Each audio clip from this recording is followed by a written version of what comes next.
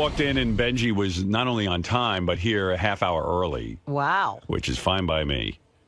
So good for you, Benjy. Keep up the good work. What can I tell you? Being on time for your job. I was listening to the wrap-up show. They were discussing Benjy ad nauseum.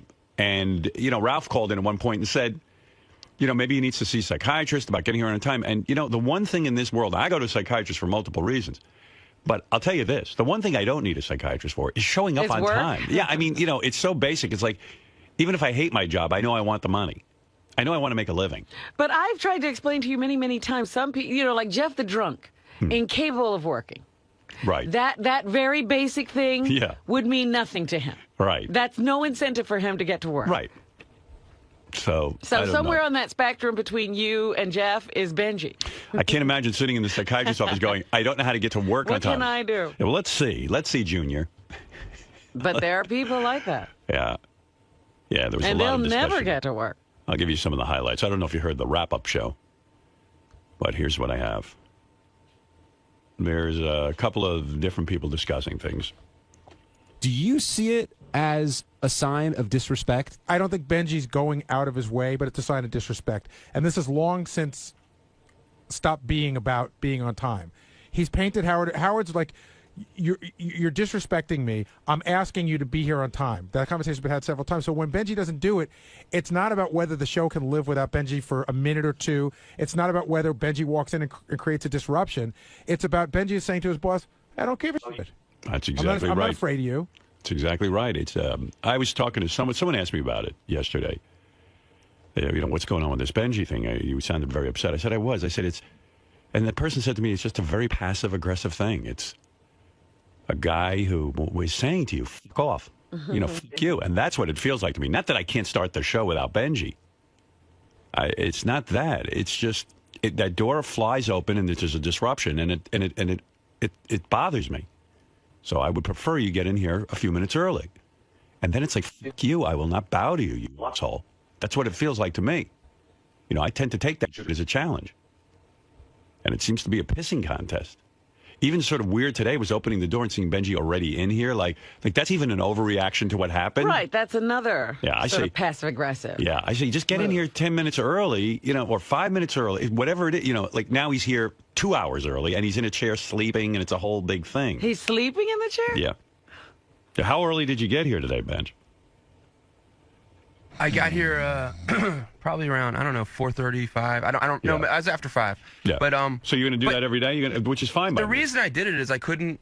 You know, I was very scared of oversleeping. Right. I didn't do it to be passive aggressive. How do you oversleep if you have an alarm clock? I don't get it. I don't know how it happened the other day, and I'm gonna.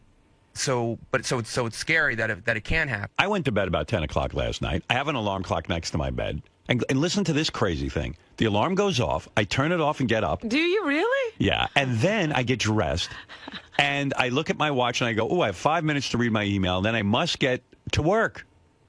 That's the concept. I mean, it's so simple. And so now, like, Benjy went overboard and he's here at 4 o'clock in the morning, which is not realistic either. But again, he has some crazy sleep cycle. And I know. Therefore, he's up late or something. But it's fine with me. Come in at 4 in the morning. It sounds great. Whatever you have to do to just be here when the show starts. I'm embarrassed at being late once, but the truth is, you guys characterize it. I was late maybe 3 or 4 times in 12 months. No, that's not true, Benjy. Yes, it is. All right, well, look it up. Don't be late anymore. Okay. I'm not going to look it up, be honest with you. That's not my job. I don't care about looking up what time you come in. I'm just asking you to stop feeling challenged by me on this. I don't. I mean, I think just it's saying completely reasonable for you to want everyone here on time. Right. But I do think you have it in your head that I'm much more so than most people here. And I don't think that's true. I'm very aware when that door swings open and I'm about to start the show. And I open up my mouth and there's a door and you running in and it throws me, whatever it is that's in my head that I'm going to talk to Robin about, I get thrown and immediately I start thinking about you. And maybe in some weird way you want me to think about you. You know what I mean? Like you're not even aware of it. But I can't take it. It's making me mental.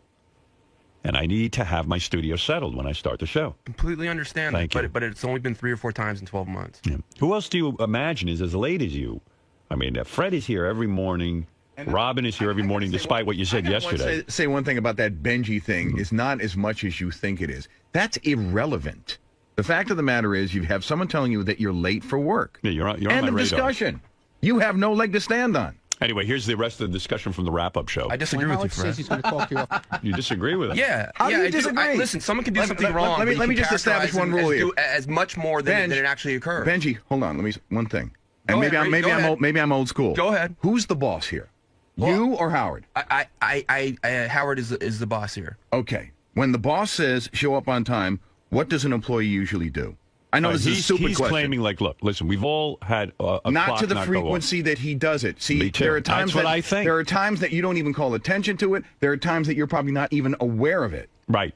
It's the equivalent of somebody being in a symphony orchestra, and everybody's on stage. The lights go up. The conductor raises his baton, and the tuba player runs in at the last minute Right. with It a wouldn't fork happen. and a spoon in his hand. Yeah. Yeah. What do you don't think that's distracting? Fred, I said anytime it happens, I think it's wrong. But I it's said happened three or you didn't four- answer my question. You don't think that that's distracting? I did answer. I said yes. I think anytime it Okay, happens, that's it. it's wrong. That's all that's Listen, required. But I I said I understand that people are late once in a blue moon. Right. That I get. It seems to me it's more than 3 times in the last year. Right. And he comes in with that frantic Kramer energy. Yeah. But Benjy wants this year to be pristine and not related to anything from his past either. Right. That he's had a history of this over years. He Yeah. wants to erase. It seems like it's just, I don't know, in my mind, he says 3 times in 1 year. It seems that it happens a lot. Well, it used to be a daily occurrence. Right. He's gotten better for Right. sure. Yeah. But he's sort of negating how much irritation there was when it was every day. Ronnie claims to me Benji's late every single day. Every single day. That's his claim.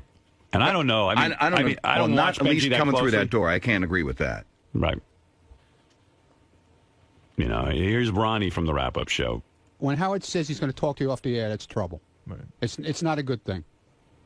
Yeah, I know. Okay. Right. You got yeah. an off the air. Yeah. I've been there. Not too long ago. So do you think that Benji wants to get fired? Like, this seems to be a problem that most people can fix relatively simply. I don't think he wants to get fired. I think it's a mental thing, and I really do believe that. I'm not joking around. I think he's got major issues in his head about getting to work for some reason. He's the closest person here that lives closest to here. I mean, he could walk here with his eyes closed, and yet the guy takes a cab here. Figure that out. Ronnie brings up an interesting point. If Benjy were an hour late, that's oversleeping. Right. It is really odd that he's always a minute or 2 minutes late. That's the point. Not only that, It's like timed up to the last second. Howard? Yeah. Not only, I was talking to Ronnie about this yesterday, and I don't want to make it look like I'm picking on Benji, but this is the truth. I could start the show at 6:01 and say, Howard, you're on. Right. He'll walk in at 6:02. Yeah. At 6:02 another day, I could say, Howard, you're on. He'll come in at 6:03. Right. Or it's 5:59. He'll come in at 6:01 and a half. I don't get it. It's always within that minute. Yeah, it's within seconds. It's not 10 minutes. It's not 15 minutes. It's not a half an hour. He's right. It's a minute. How could that be? How could he be so precise now? I don't know. I don't know what's going on. I don't get it. Well, it's not to challenge you. It's not. It feels that way to me. And That's I what I'm know that telling you. because I'm always looking over my shoulder and looking at the clock, and I see it every day. See, the problem is, I know you're not challenging. I hear you, but it feels that way to me. I feel like my back's up against the wall with this. Right. And I don't want to have to punish you. It's ridiculous. I mean, you're a grown man. Just be here on time. But I agree with Ronnie. I think there's some sort of mental issue here. I don't think he's trying to be disrespectful. I really don't. Hey, I've got a little theory, dude, honestly, about what happened here. Howard was pissed this morning. Oh, this one I'm not even going to play. It's crazy. This guy's theory was that I text Lisa G. I was firing Benji, and then I text Lisa G during the show. And say what? Like when we were on a commercial break, I texted her and said, come in here and say something to save Benji. Oh, like you planned that whole thing. You saved Benji's job after firing him. So Gary explained to the caller, I was with Howard during the commercials, and we were busy going over the show. Texting. I don't even know. By the way, I don't have Lisa G's text. I don't even know how to. I don't have her phone number. I don't have any of that. What happens when you tell your kid they're going to be punished for something and then you don't punish them?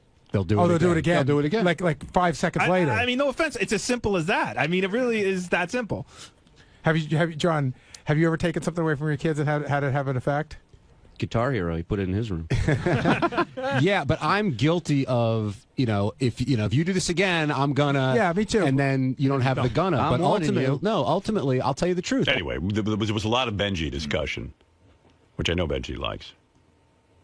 I love how they're comparing Benji to how they discipline their children. That's what I'm saying. This feels crazy to me. I don't want to be in this role. I do not want to discipline Benji. I just didn't get into radio for that. I always hated the boss. I don't want to be the boss. And he's put me in that position. With all the other guys, I don't ever have to be boss. You know, it's great. And everybody just kind of does their thing, and we just know we're pros, and we come in and we do our job. That's it. You know, we know how to get it done. It's like a nice little team. Well, anyway, so Benjy was here an hour early. That's the, if you were curious. Maybe even earlier than an hour. So now he's completely overboard the other way, which is fine with me. That doesn't bother me. That's He'll okay. come in here and sleep? Right. Yeah, because someone said, go in and look, Benjy's asleep in the studio. I go, this guy's nuts. I mean, it's like a complete overreaction. By the way, did you notice? Yeah. So I walked into the studio because I come in like 10 minutes before you. Yeah. And I noticed Benjy sleeping. I had my eyes closed. I was talking to one of the interns. I couldn't tell whether he was sleep talking or whether. Yeah. I thought there was a shtick going on where he was pretending to sleep talk. Right. I thought he was talking in his sleep. There was a guy, Matt, here, who's an intern. We were talking. But his eyes were closed, and Benjy was looking the other way. Yeah, we didn't know what was up. I thought it was a new thing, a new shtick. Like, yeah, because he does say he has night terrors and talks in his sleep. I thought we were getting a look at that. Let's get over to Steve Langford from the Howard 100 News. Steve, what do you have for us? What are you working on? Langford has a huge penis. There he is with his huge penis. What do you have? As if messing with Howard about not coming to work on time isn't reckless enough. Benjy Bronk yelling and screaming Tuesday after the show just down the hall from Howard's office during the time normal humans let Stern get a little rest. Benjy taking 𝗧𝗵𝗲 to a whole new shameful level, refusing to answer questions about his apparent death wish here, then lying yet again about a recent ugly disagreement between High-Pitch Mike and this reporter. Benjy then apparently trying to defy a ban against appearing on the wrap-up show by requesting to be put on the air over the phone. The wrap-up show apparently declined. No more wrap-up show, no phone calls, nothing, please. Hey, Steve, what did I lie about, man? And by the way, you did lie. What did I lie about? I saw the tape. Yeah? You were accusing Steve of hitting Mike Morales or giving him... They had an argument. There was no hitting. There was nothing. I'm aware of it. I said Mike accused him of making a No, threat. listen to the tape. Yeah, listen to the tape. You said more than that. And then a lot more than that. And again, you lie and you lie and you lie and you lie, and you think that that's going to deflect attention from what you're doing. You're just about out the door, pal. You just about got fired yesterday. Maybe you should shut up. Bring Mike Morales in then. He agreed on the tape. This has nothing to do with You were Mike. late for work. Right. Why are you starting in with him about Mike Morales? You're not right about it. Well, Mike Morales agreed on the No, he didn't. Again, you lied. He denied it, you clown. Ask Doug. I heard they had words. No, we have the tape. Okay, can Doug run the tape then and see if I'm right or wrong? If you're still working here. All right, look. You need to calm down.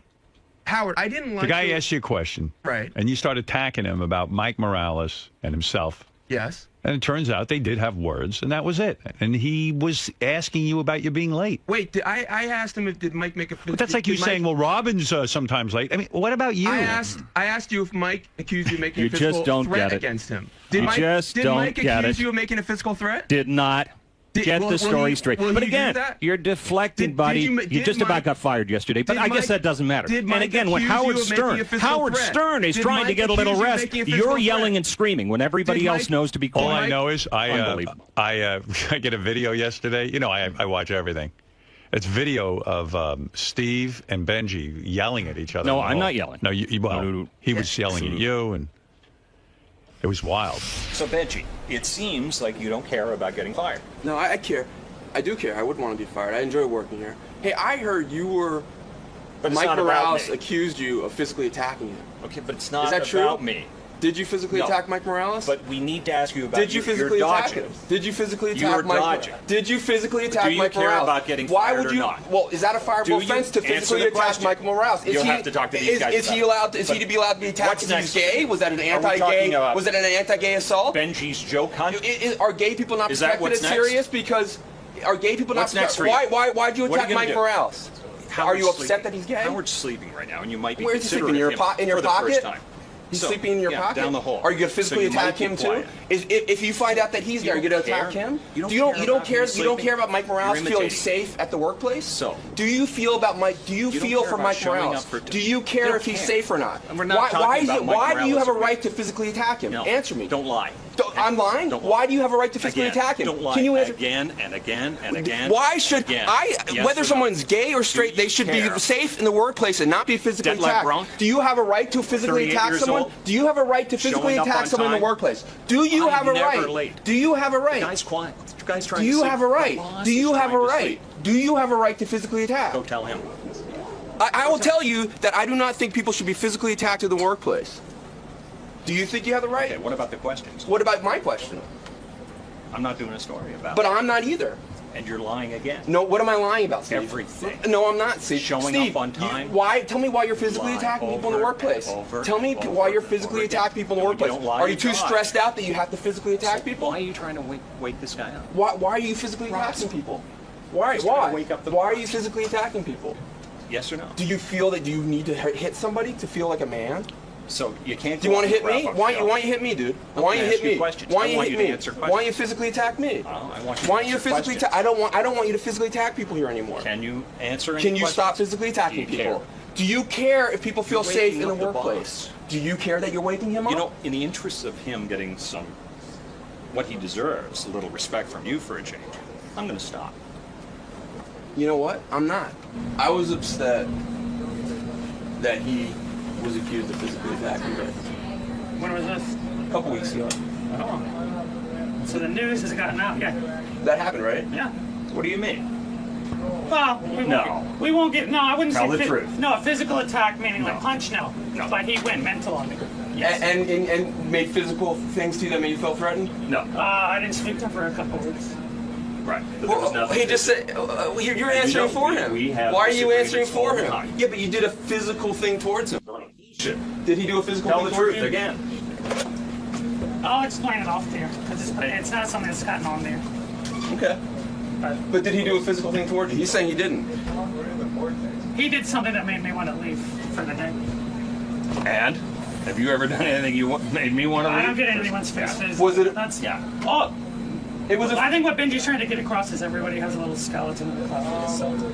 And everybody blows. Hey, dude! If you want to blow, it's up to him. I don't see. He's again bringing this up has gay nothing stuff. to do with my sex life. Yeah. What is this? He can blow whoever he wants, man. So you don't care about getting fired? Do you care about scaring him at the workplace? Does that bother you? Anything else? Does that bother you? Nothing. Nothing. You gonna be on time tomorrow? Are you gonna physically assault Mike tomorrow? Steve, did Mike accuse you of making a physical threat? No. He didn't. Well, why and we have bring the him in tape. and So ask? again, but you know, this is Strickholm. This is baloney. This is I'm about to be fired, but I'm gonna let's talk about something else. We don't want to talk about that, do we? All right. Okay. What? What do you want from me? I don't know why. Listen, He just told you no, he didn't make a physical threat. That's what Mike says on the video. Get the tape, you clown. But maybe you should worry about your job. I'm worried. I don't like you physically threatening people. Oh, please, you liar. Then show the video. Show the video. Pathological, constant liar. Ask Doug Goodstein. You're lying over and over again. How old are you, kid? Tell us. 38 years old, right? Detlef Bronk is related to you, right? Tell us some more lies. Steve, we love to hear those lies over and over and over again. Wait. I'm lying. Show me one place I've ever said that person is related to me. Show me one place I've ever said that. You're pathetic. Show me one place I've ever said that. Just come to work. Just try to come to work. Show a little respect for this place. Show a little respect for Howard Stern. I really do respect you a lot. And I feel horrible about being late. I do. Oh, please. All right. Let's move on. But I also don't by the way, a Howard 100 News survey on Sirius.com showing an overwhelming 73% of respondents think Benjy should be fired for being late. You guys always... Why... For once, bring Morales in and see if I don't even care about it. You seem to care about it. I don't. He's calling me a liar. He said he didn't physically threaten Mike, and Mike does agree. Not on that videotape, he didn't. All right. Well, the fans will watch the videotape on Howard TV. Okay. All right. Fair enough. Holy mackerel. So, Benjy, You were here early today. Yes. What did you say, around like 4:30?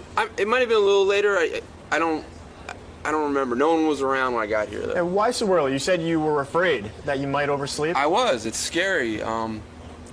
What happened the other day is I slept through an alarm, and I was real paranoid of that happening again. So when I woke up, which I woke up real early, I did all my stuff. I showered, and I said, because I was still a little tired, I said, I'll just come in, I'll sit in the studio and close my eyes. Are you going to do this from now on? I don't know. Like, I feel safer doing it, so I don't want to, take any risks. But Howard's kind of said that he still feels this is kind of like a passive-aggressive move. Well, that's sort of. That's sort of. Hey, man. Hey, Benjy. Hey, that's sort of a like a standard thing here. Anything you do is passive-aggressive. It wasn't intended to be passive-aggressive. I can see how people say, "Oh, you're being a martyr." What martyr?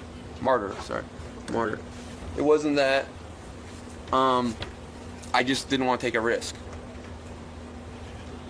And what's going on with you and Steve Langford?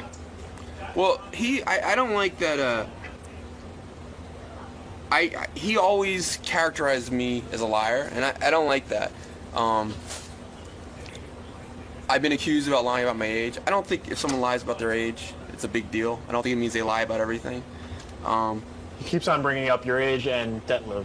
Right, who I've said I wasn't supposed to talk about him. I have absolutely never said that he's a relative. I've said, pull it up where I've said that. So Steve says that I'm lying because I claimed that this person was, and I've never claimed that. I've just said I can't talk about him. But who gives a fuck? But what's this news thing that you have with him? I had heard some people talking about that Mike Morales accused him of making like physically aggressive moves towards him. Now, I thought you filmed it yesterday, right? Yes. No, that was you. Yeah. I thought that's what Morales. I thought Morales was saying something was there. Something is that what you thought? Yeah. So Steve said no, and Mike said no, yes. and Steve said I'm lying about it. If I said I saw it, I misspoke. I said I heard that Mike accused him of that, and that's what I thought happened. And it seems to be that's what Mike verified, but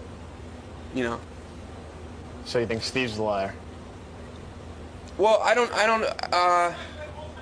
don't know, because to me maybe he doesn't believe that, and if someone, I think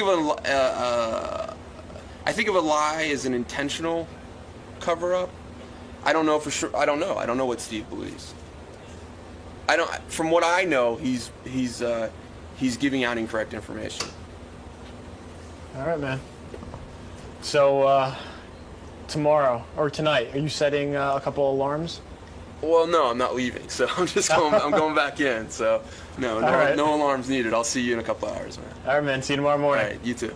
Steve, we ever gonna get any answers out of Benjy? I don't expect to get answers out of him. In fact, I think Benjy's one of the funniest guys around, one of the most creative guys around. But then, when your job's on the line, and you know how much his job is on the line here, it's the same old Benjy baloney. Blame somebody else. Now, what is he talking about? He's implying that you threatened to physically harm Mike Morales? No, he's not implying, he's claiming. And Mike and I know that we had a heated conversation that got ugly. But that's it. And we have on your tape shows that Michael denied what Benjy was saying. But that's what Benjy was referring to, is that all you guys just had an argument? An ugly one. Ugly argument. Yes, absolutely. But he's saying you actually physically and we have attacked him. But again, Benjy's also saying that he doesn't come to work late. He's saying that he's 4 years younger than he actually is. He's saying he's related to to 𝗏𝗏 𝗏𝗏. So if Benjy asked me if I needed to know what time it was, and Benjy had a watch, I wouldn't believe what time it is.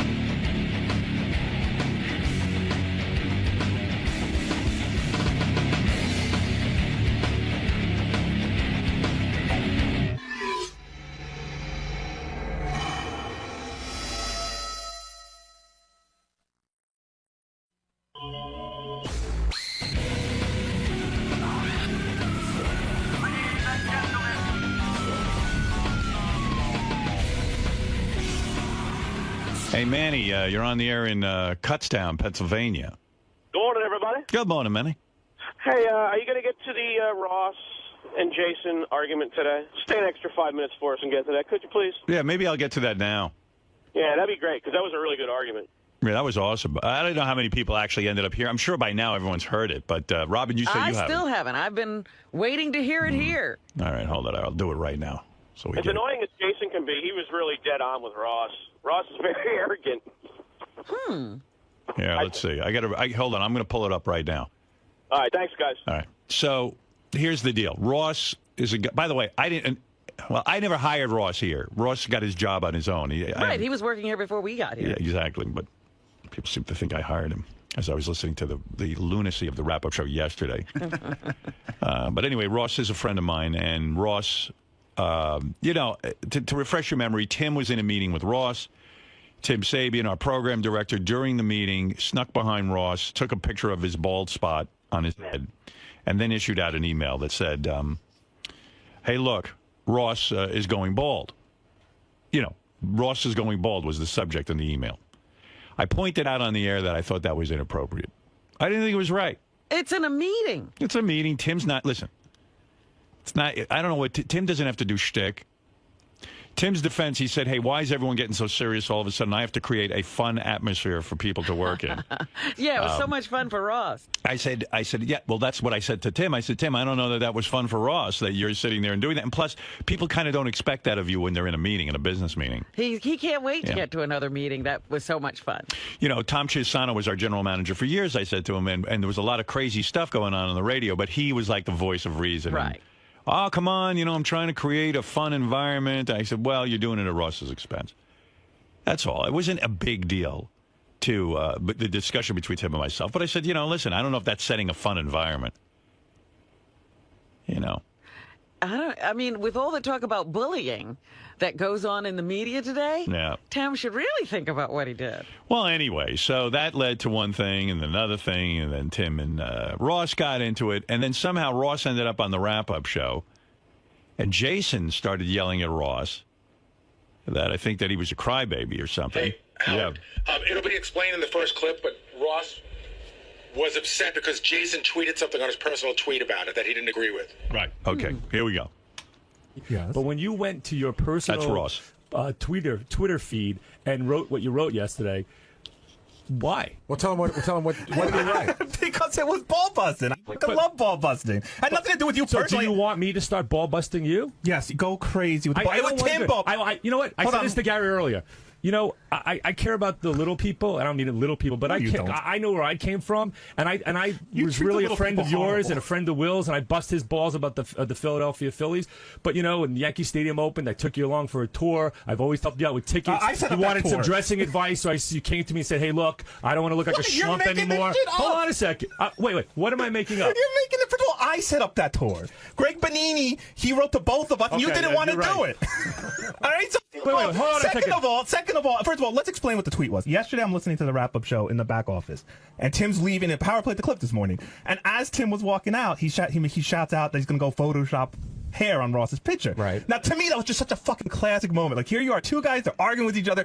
Tim's way off mic, and he just shouts that out, and I busted out laughing. And I've been putting ball busting notes up on Twitter all week. So I go, ball busted Tim Sabian. I put the quote up. I go, my new hero. That had nothing to do with Ross. What do you mean it has nothing to do with me? It was just a joke with the ball busting. I put notes up about the wrap-up show almost every day on my personal feed. Let's go back. But I cared about you as a friend. What fashion advice did you get I've helped Ross? you out. Clearly great fashion advice. No, clearly you just put on too many pounds so you can't fit into anything else. Oh, Baldy, come on. So I'm done. I'm going to be your coworker. We have to coexist. Fine, Ross, stop being my friend. See, this is what I'm talking about. Tim was wrong. But look how sensitive Ross is. I sent out a fucking tweet about the wrap-up show yesterday, and now this is a statement on our friendship, and he's not going to be my friend anymore, and he used to treat me good, but he won't treat me good. You are the most sensitive motherfucker on the planet. Okay, so goodbye. It's a fact. You're right. Right, you're out of my life. But right, is that what you want? But we're not ignoring friends? the fact that what I said was I thought you were wrong. Okay, and I disagree with you. Well, it got more heated. See, now it turned into a second argument because Jason tweeted, "Hey, Tim's my hero." Well, is Tim now seeing that this isn't creating fun in the workplace? There isn't a lot of fun. Now, does this mean our friendship is over? I don't think there is a friendship. Okay. Well, I'm sorry you see it that way. You don't see it that way. No. You think everything is fine. You don't think the way you conduct yourself in the office that you think that you're a Gary Jr. What? You don't think that... So now Ross is attacking Jason. Yes. On some level. I don't know why he needed to do that, but it's just getting out of control. The way you conduct yourself in the office. How many times do I see you yelling at people, screaming at people, getting in fights with other salespeople in our meetings, getting in fights with Gary, slamming the door shut, going on Twitter, oh, Howard won't let me in the bathroom. How improfessional is that? First of all, I didn't go on You want to Twitter. talk about your conduct? Hold on Yeah, a second. right, you went to Howard's house and complained about it. First off, I didn't go on Twitter about it. Second off, What do you even have can Twitter? I finish? You made a statement. I'm going to finish it. So when I raise my voice in a meeting with a salesperson, it's to discuss something. It's not yelling at them. It's about talking about what? No, it's not. I've seen you get in fights with this sales guy, Sam. Do you know what I do? Do you know what I do? Yeah. Yeah? Well, then I know what you do. I know you produce the show. I know you work on the show. You work on the bits. I know everything you do, and you do a good job of it. Thank you. So I asked you, do you know what I do? Yes. What do I do? You're the promotions guy. You're the. What do I do? That's my title. What do I do? What do you do? Yes. You're the Well, you're saying that I do producing. I'm saying you do promotions. I mean, that's what you said. You produce stuff. You take pictures. So my point is, what I'm saying to you is, you just accused me of yelling and screaming and doing things when I said to you, you're a Gary Jr. So I'm explaining to you why I act a certain way, and I don't yell and scream. Yes, you do. And I don't see anyone else here yelling and screaming like you do. So if you're gonna call my professionalism into question, I will call yours. Is Gary Jr. an insult or a compliment? Yeah, I was going to ask, what's a Gary Jr.? Yeah, I'll take Gary Jr., by the way. I don't know why people say, oh, you want to be Gary. Of course I want to be Gary. Okay, Gary's a successful radio producer for 25 years on the greatest radio show ever. Gary's been doing this for 25 years? Maybe longer. 28. I've been doing it for 10. Okay. So when you get another 18 years under How many your years belt, have you worked in radio? I'm not talking about me. I'm talking about what I observed about you. Okay. So you observe that I try and emulate my boss's behavior. I feel that sometimes you flex a little more than you should for some of the power you have, and I don't think you've earned it yet. See, this is what happens. This is what they teach you when you argue with your wife. You can't go off onto other topics. Right. Got to stay on topic. The original topic was whether Tim was wrong in tweeting or whatever, sending out an email of Ross's bald spot. And now Ross attacked Jason as Gary Jr. For some reason, that was a bad thing. And now Jason's attacking Ross. It's great. It's out of control. Where's this all at, by the way? It's a good argument, though, and it's a good wrap-up show. It was really bad. I think you're going to play a clip in a minute. There's like a long period of silence. Yeah. And it was Ross. Like the veins on his neck were coming out, and I think Ross was going to jump across the console. I think he really wanted to kill Jason. That's how bad it got. But I got to say, the funny thing is, Jason didn't even say Tim was his hero for taking the picture. He disagreed with that. Tim made things worse because on the wrap-up show, he said to Ross, "I got to go now. I got to go Photoshop hair onto your picture." And Jason said, "That's a funny line." Right. And that's what got Ross upset. How many times does Gary have to tell you no to something before you'll get the fucking picture to stay out of his fucking office? So now we're going to the way I asked to do things, and if I hear no... Yes. Yes, you're very unprofessional. No, you can fight for your cause. You go in there, you slam door, you're screaming on the top of your lungs. I mean, you want to talk professionalism? Let's talk professionalism. Jason, I don't think you're very professional. I'd have a little more respect for this conversation if you knew what I did and knew what went on. Okay, so why I'll tell you the question was asked. If you're there for every step of the way and understand what the pressures or what the desires and what the needs are of why I'm bringing that subject matter to Gary, I would have more respect for you to talk to me and say why I slammed it or why I didn't want to hear no. And if you knew everything I did and the pressures and the responsibilities that we have on the Stern angle of it, and then when you come in there like a mental patient and goes, oh, we need to mix in secret words. We need to mix in secret words into the show for advertisers, and it's just like Gary says no to it, I don't know, every day for 4 years. I mean, when are you going to give it now up? You're going way off the reservation. Now you're going to what reservation? But now you're bringing up... I'm calling you unprofessional. That's the reservation. Hold on, no. Now you're saying when I come into Gary with an ad sales, when a client wanted something... Right. And you don't take no for an answer. And that's fine. Maybe that's you doing your job. I don't think it's very professional. I don't see anyone else acting like that around here. Are you making fun, or are you criticizing me for coming in and bringing up something that made no sense to you? No, I'm criticizing you for not taking no for an answer and bringing it up every week for 3 years. Okay, I don't know if you know Sales 101, but you don't take no for an answer. Well, then your demeanor about it is very unprofessional. Do you book guests? Yes. Okay, when you want your big guest for Geek Time and someone says no to you the first time, Do you ever ask again? Well, I don't threaten them like you do. Well, now I'm threatening people? Oh yeah. How did I, Gary, do I threaten you? I'm waiting to hear what he has to say next. You bit Sam Van Ruby. No, I'm waiting to hear what he says. You coming off. Wait, they got so much money. Hold on a second. Jason, you have a wonderful way of deflecting. I asked you a question. Answer it. Yeah. You accuse me of not taking no for an answer and keep coming back. Right. When you book a guest and you hear no, do you ask again? Sometimes I don't. Depends. But what you're the situation accusing me is. of going to Gary, not Let me taking explain no to you for what an I'm answer. accusing you of. Answer the question. I am. I'm going to answer the question. What I'm accusing you of. You accuse me of being unprofessional. I'm saying you're being unprofessional. Whether or not you're doing your job is one thing, and the way that you're doing it is an unprofessional manner. You yell and you scream and you act like a baby. You do it in meetings, you do it to people in the hall, and you do it in Gary's office. That is the end of my statement. Wow. Oh. Wow. Jeez, now I got to go around watching Ross to see if all this is true. Yeah.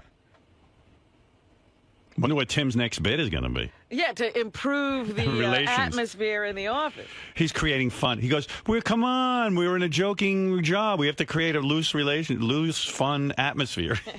I go, really? Is that what you need to do?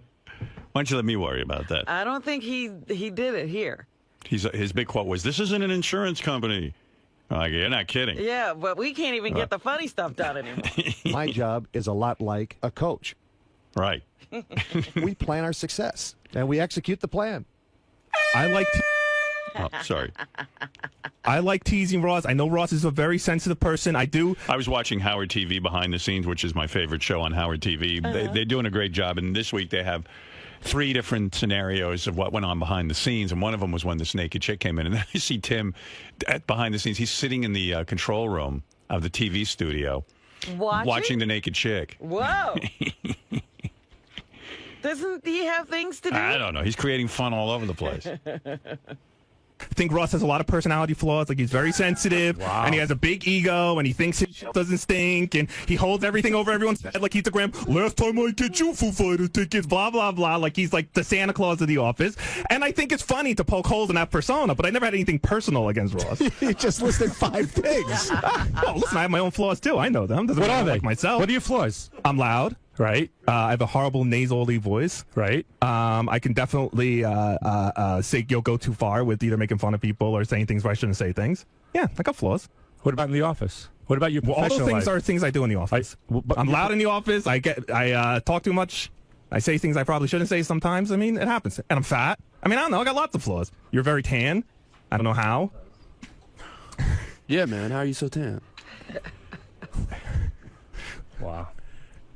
Are you hitting on the personal level or the professional level? Professional. Listen, man, I love Ross. And I know he's very busy because every Thursday through Monday you can't find him because he's in the Bahamas or Miami. Or why is everyone laughing? Everyone's laughing off, Mike.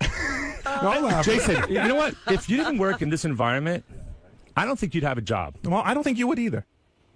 Well, there you go. My goodness. Jason knows how to argue, man. Anyway, so it got worse and worse. You want to hear the last clip? Sure. I want to know how this ends. Well, not well. I think Ross tries to get Jason to step outside. Ooh. Yeah. Jason knows how to get under your skin, but the thing that pisses me off about it, and he enjoys it. Oh, yeah. He gets off on it. And if you show him that side of you, he will attack because that's a part of his personality that I can't stand that he loves. Especially wait, have you ever been punched out? Punch in the face? I don't think I've been punched in the face. I've gotten in a fight before. But especially a paper tiger like Ross is somebody who is great because he has such an inflated ego and an arrogance about himself that anytime you could just needle that a little, it's like the greatest thing in the world. That's why, even though Tim was in the wrong yesterday, it was great radio because, oh no, it got under Ross's perfect skin. And Tim is right. You are a ball buster. And Tim, I'm not defending what Tim did because I think that is wrong the way he took your picture in the meeting and just sent it out on an email without you knowing about it. But I mean, he did have a point at some point. Get over it, dude. I mean, really. See, you're gonna be angry at Tim. You're taking anger at Tim to me now because I put out one tweet yesterday saying I was enjoying the wrap-up show. Before that, what happened before the tweet? I just told you. Well, I missed it. What, you've been thinking this the whole time? All You're your just little bullshit. And you can't even keep an assistant, dude. This is what a horrible boss you are. Wow. People are just leaving you in droves. What are you on 2 assistants in 3 years now? How fat are you? 285 pounds. So every day I'm going to bring a scale next to you, and we're going to start weighing you every day. And you come to my office and do attendance because you're sure that I don't show up for work. I never said you didn't show up for work. You're more than welcome to come to my office every day to see if I'm there. And there's going to be a scale there. And we're going to have the Jason show. I ain't your boss. And I we're don't going care to where you work watch and don't how work. fat you are every day. So you want to do that with me? No. You can take my attendance. You're sure I don't come? You're sure I'm not here Thursday through Monday? No, Ross, I'm not your boss. I don't really care. No, but you're acting like it. You're taking attendance You for called me unprofessional, and we got in this long argument about who's the most unprofessional. But you're making accusations that you can't back up. Well, It's you're easy right here. So say it. Are you not in Miami every other weekend? No, I'm not in Miami every well, other then there's weekend. your side of the story. Congratulations. And we don't have to talk about my assistant, but she decided to leave, and it wasn't because she couldn't work with me. Okay? Really? Yeah, really. Well, I don't listen. All I know is your assistant's leaving. Tim's got 2 assistants. They're multiplying. He can't get rid of them. They're flocking. I wish I wasn't working here with you. I really do. I really do. Aw. Well, then quit, and then you could beat me up on the street if that's what you're looking I'm at. not beating you up. Then what? Then what? If it's not about that. You are a piece of work. There you go. Well, anyway. You said that was the last clip, but if you care, I have a bonus clip. What's the bonus right clip? Right in the other column in white. Yeah. So what happened was we went to commercial break, and then we were commercial break. Ross wasn't done yet, and is this where you asked him to step outside? Yeah. Oh. We got to take a break. When we come back, we'll try to resolve this. We'll try to talk about Dave Navarro. Try and let some tension out of the room. You're listening to the wrap-up show Take a walk. on Howard 100. Howard 100. Wow. No, I'm serious, dude. Come on. No. No, take a walk. I'm not going to touch you. Just come on. Take a walk. Wait, a guy who just called me an asshole for 8 years is telling me to take a walk with him in the air? Come on. Come here. Come take a walk. You're a big guy behind the microphone. I'm not going to hit you. You're going to have Jim Trellis. Come take a walk. Are you kidding me? I just don't want to have an argument with you off the air. We'll have the argument on here. Raise my voice like I To the camera come? Just take a walk with me. No, I don't feel like I'm too fat to I walk. promise you, I'm not going to yell and I'm not going to slam the door. Just take a walk with me. If you can sit there behind the microphone, you can give me the I'll come to your office after the break. No, I'd like to talk to you right now. I have to interview someone that's been sitting there for 20 minutes because my assistant didn't want to work for me. So come over here, Mr. Big Shot.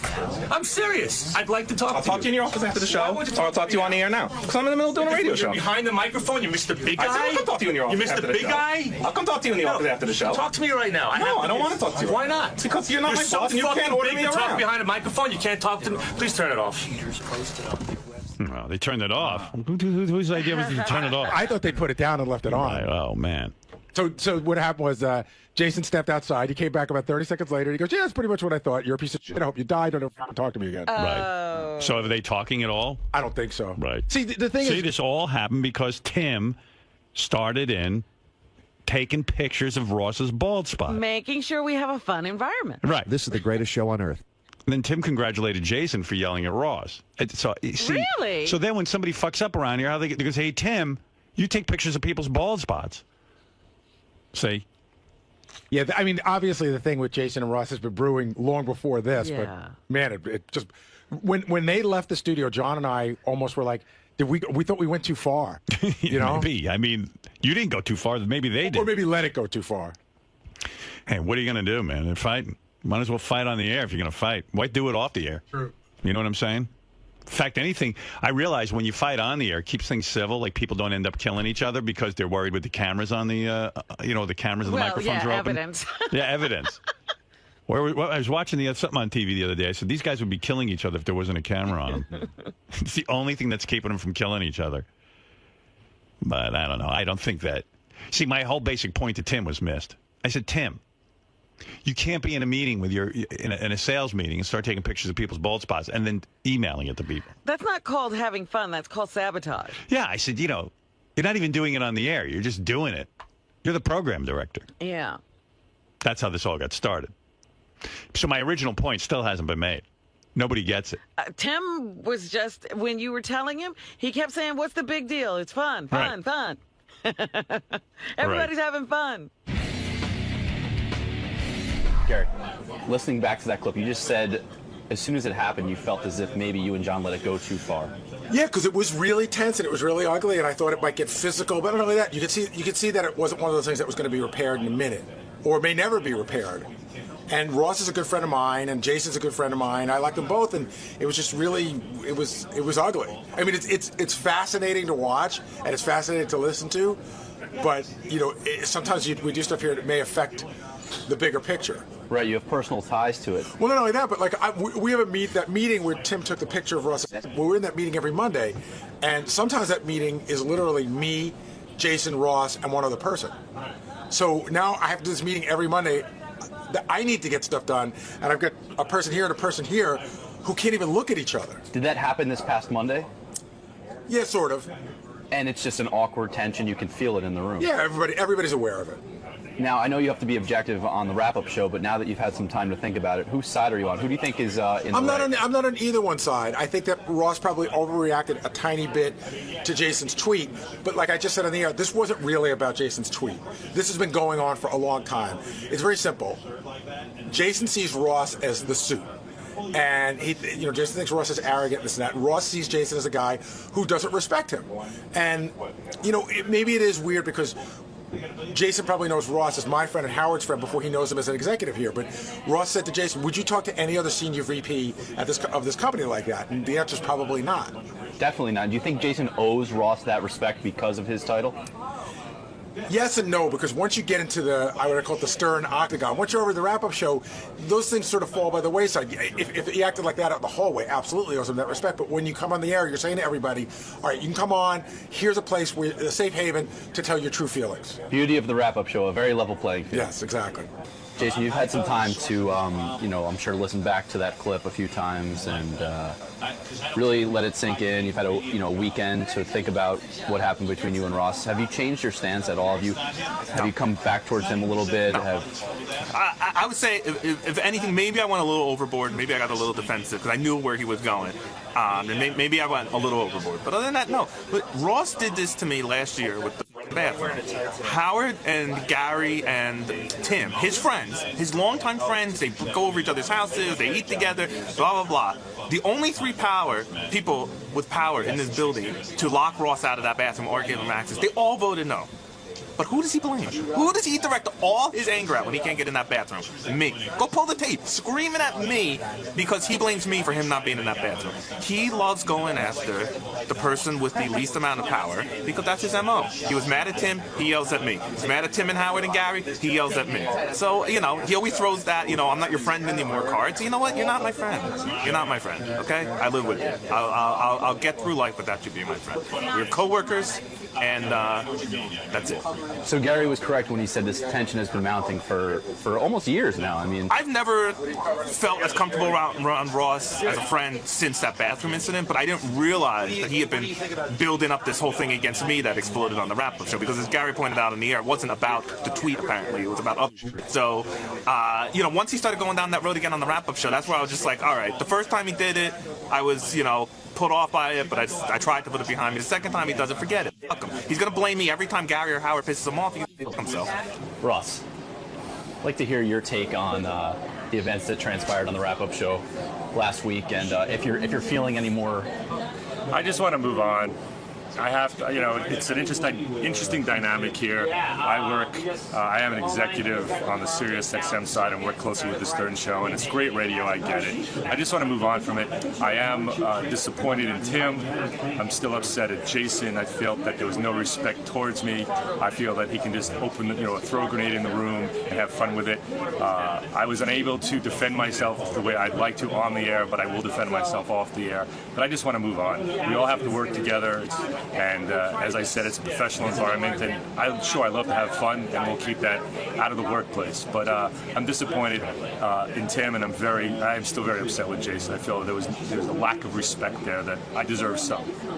Grow up, realize I have nothing to do with keeping you out of the bathroom. Nothing. I have nothing to do with taking a picture of Bald Head and emailing it to anybody. Nothing. And nothing to do with Tim yelling at you on the wrap-up show. Nothing. I wrote a tweet laughing about what Tim said on the wrap-up show, and now I'm public enemy number one with you. No, you're picking on the weakest person here, and it's disgusting.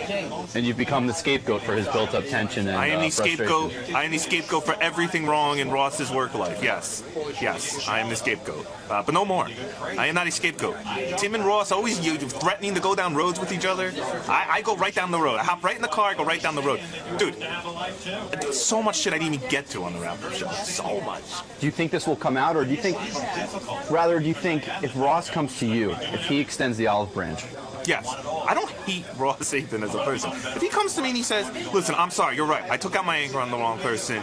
I was wrong. I will apologize." And I say, "You know what? Maybe I went a little. I would say I went a little overboard in the rap show. I didn't need to jump down your throat like that. But otherwise, I'm not interested. I'm not going to be the one to extend the olive branch because he's the one that has a problem with me, and not vice versa. I don't even care. I don't care. This is work. This isn't camp. I don't care. If Ross apologized to me, I would be gracious and accept it. And that's it. But anything short of that, you've got more ammo built up. I have ammo on everybody here. Let me... Watch out, Greg. No, all right, let me end this interview. Let's end this interview immediately. I hope we don't get into another fight on the air. If we do, I can certainly hold my own again. That's all I'll say. Benjy went out on the town yesterday, and, there's a whole issue here in New York. They're raising the tolls into the city. Aren't they, like, doubling them? I keep hearing the news story, and it sounds like they're going up a lot. They're supposed to, take a lot more money out of people's pockets over the course of a year. Well, they were holding a hearing. A lot of people are really pissed off. The whole thing's kind of crazy. Anybody who has to commute into Manhattan for a living is like, what? Are you kidding me? You're going to double the tolls? It costs a lot already. Is that the issue, Benjy? They're going to double them, right? Isn't it that much money that they're actually going to... You know what? I know it's for a large increase of the fares and the tolls, but I don't know what the actual amount is. And I think it's definitely going to happen. They're just having hearings. So they held a hearing on it. A lot of people are outraged. And then I think at the hearing, they bust in a bunch of transit-type workers or something because they're for it. They said union people. Construction people. Construction. Yeah, well, they're for it because it represents more money for jobs. In fact, some of them told me they were kind of forced to show up. Yeah. So it was this whole big hearing, pretty serious topic. But at these hearings, everybody gets up and talks and talks and talks. Yeah, it would cost motorists $17 by 2014, up from the current $8 if the tolls are increased. So Benjy went to the hearing, and one of the complaints was that the hearing was like the room was too small and this and that. Everyone was just kind of irritated. Everyone gets up and makes speeches. And I think so many people get up and make speeches that you become dulled to whatever they're saying. It doesn't even matter anymore. So but I also think they're at odd times of the day. They are. And so Benjy got up there, and he started doing the speech from Footloose. Remember when Kevin Bacon gets up? Yes. And he gets up to the high school meeting because he wants to have a dance. And remember how proud the girlfriend is? Yes. Lori Singer, right? And the dad even changes his mind about Kevin Bacon. Everybody's beaming. Everyone's beaming because the kid's making a lot of sense. Fuck it, let's have a dance, even though it leads to sex. That dancing. So Benjy got up at the transit hearing, the Port Authority hearing, I should say, on whole hikes, and actually made the same speech. And what's amazing to me is so many people are making speeches. It appears that nobody's even upset. They don't even know what he's talking about, and they don't care. Hey, let him go on. Yeah. I just wanted to say a few words about this motion so that you wouldn't think that we were encouraging destruction with this idea. You know how Benjy gets thrown out after the first 5 seconds of anything he does? He doesn't expect to have to go on, does he? He got through his whole speech. And I think people liked it. From the oldest of times. There's something about this speech, even when Kevin Bacon made it, it wins people over. If you ever if you find things are going desperately bad for you, just make the speech from Footloose. People dance for a number of reasons. They dance to prayer, or so that their crops would be plentiful, or so their hunt would be good. And they danced. I'm telling you, I watched a video of this. And people are sleeping. They're just like, it's just like any other speech. And it sounds serious, and it sounds like the guy's trying to make a point. And for all they know, he probably is making a point. To stay physically fit and show their community spirit. And they dance to celebrate.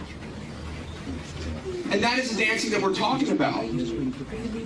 Aren't we told in Psalm 149, praise ye the Lord? Sing unto the Lord a new song. Let them praise his name in the dance. Amen. And it was King David. King David, who we read about. Now at this point, Benjy stands up and like detaches the microphone from the mic stand. And he's walking around. He's walking around. So it sounds like he's very King David and... In Samuel. And what did David do? Go ahead. What did David do? Say it. What did David do? David danced before the Lord with all his might, leaping and dancing before the Lord. Leaping and dancing. Beautiful read, by the way. Ecclesiastes assures us that there is a time for every purpose under heaven, a time to laugh, and a time to weep. Sounds like he knows what he's talking about. Yeah. I don't know if we're going to show this on TV, but of course we are. The visual on this, the funniest thing is there's a woman standing next to Benjy who has to sign everything he says. Yeah. And when Benjy gets excited, she gets excited. Right. Yeah, there's a sign language lady there. Oh, wow, that's great. Yeah. It's a pretty cool video, actually. Good work, Benjy. Hey, thanks. Actually, I want to thank the girl who shot it. Was a guest on the show. I'm friends with her. Oh, no kidding. The dog girl. Remember Nikki Mustaki? Oh, the dog girl. Who the hell are you talking about? Dog girl. Oh, well, she shot it for us. Very nice. Postcardproject.com. A time to mourn, and there is a time to dance. Right. And there was a time for this law, but not anymore. See, this is our time to dance. It is our way of celebrating life. It's the way it's always been. How inspirational. And everyone's just kind of in a, I don't know, a haze. What is really going on? Because nobody's stopping him. No. Nobody realizes this is nonsense and has nothing to do with the fare hike. Right. This is crazy. This is what is happening with our tax dollars. But in a way, I mean, it's like I think they were thinking like, well, maybe he's saying, okay, dancing, he's against the proposition to raise the taxes and to raise the tolls, and he's saying we should dance as a community. You know, who knows what? I mean, who knows what? Or they were just like tuned out. And as soon as, you know, he seemed fairly serious, and it seems like nobody's listening to anyone. I listened to that read. I mean, it rivals Kevin Bacon's performance. It's the way it should be now. What an actor. Amen. Thank you. Amen. Amen. Wow. Well, Thank you. The guy thanked him. Yeah. And actually, at work, Port Authority is having a dance now. Yeah, they're having a big dance. All of Port Authority is dancing. I don't want to jinx you or anything, but you're kind of on fire lately with your, coming on the heels of your Anthony Weiner press conference debacle, and now this, most recently, this Footloose parody. Thanks.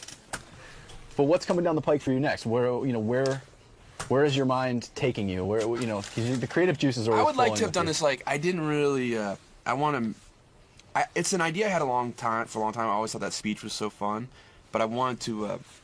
I should have memorized the speech, which I know. I didn't get the movie in time, but next time I'd like to memorize the speech. But anyway, Benj, where do you get the ideas for this? Does it come to you? Do you brainstorm? Do you see a movie? That's and an say, idea hey, I had for years. I've always wanted to do that, like go to a meeting and do that speech. That's one of the few movies I've seen. I love that speech scene. I love that whole movie. Are there any other movies or scenes that, or maybe real life events that you'd like to recreate? Well, at the Howard Stern speech, our last day rally, I don't know if anyone caught it, but I did our final day rally after K-Rock, right? When we were saying goodbye and went to the rally and all that. Yeah, stuff. at the rally, I did it in English, but as I did a Hitler speech, Hitler rallying people, my blood for our blood. I forget what it was, but I should have memorized that one. Anyway, so maybe you're gonna go back to your dictator. Hitler gave very good speeches. He was a very powerful Hitler man. and Kevin Bacon both give good speeches. Yeah. Perhaps there's a connection in history. Yeah. 6 degrees of Kevin Bacon with it. Jews don't like bacon. I do. Kara Sedgwick is Jewish though. She's so hot. She is. Well, good job, Benj. We're all proud of you.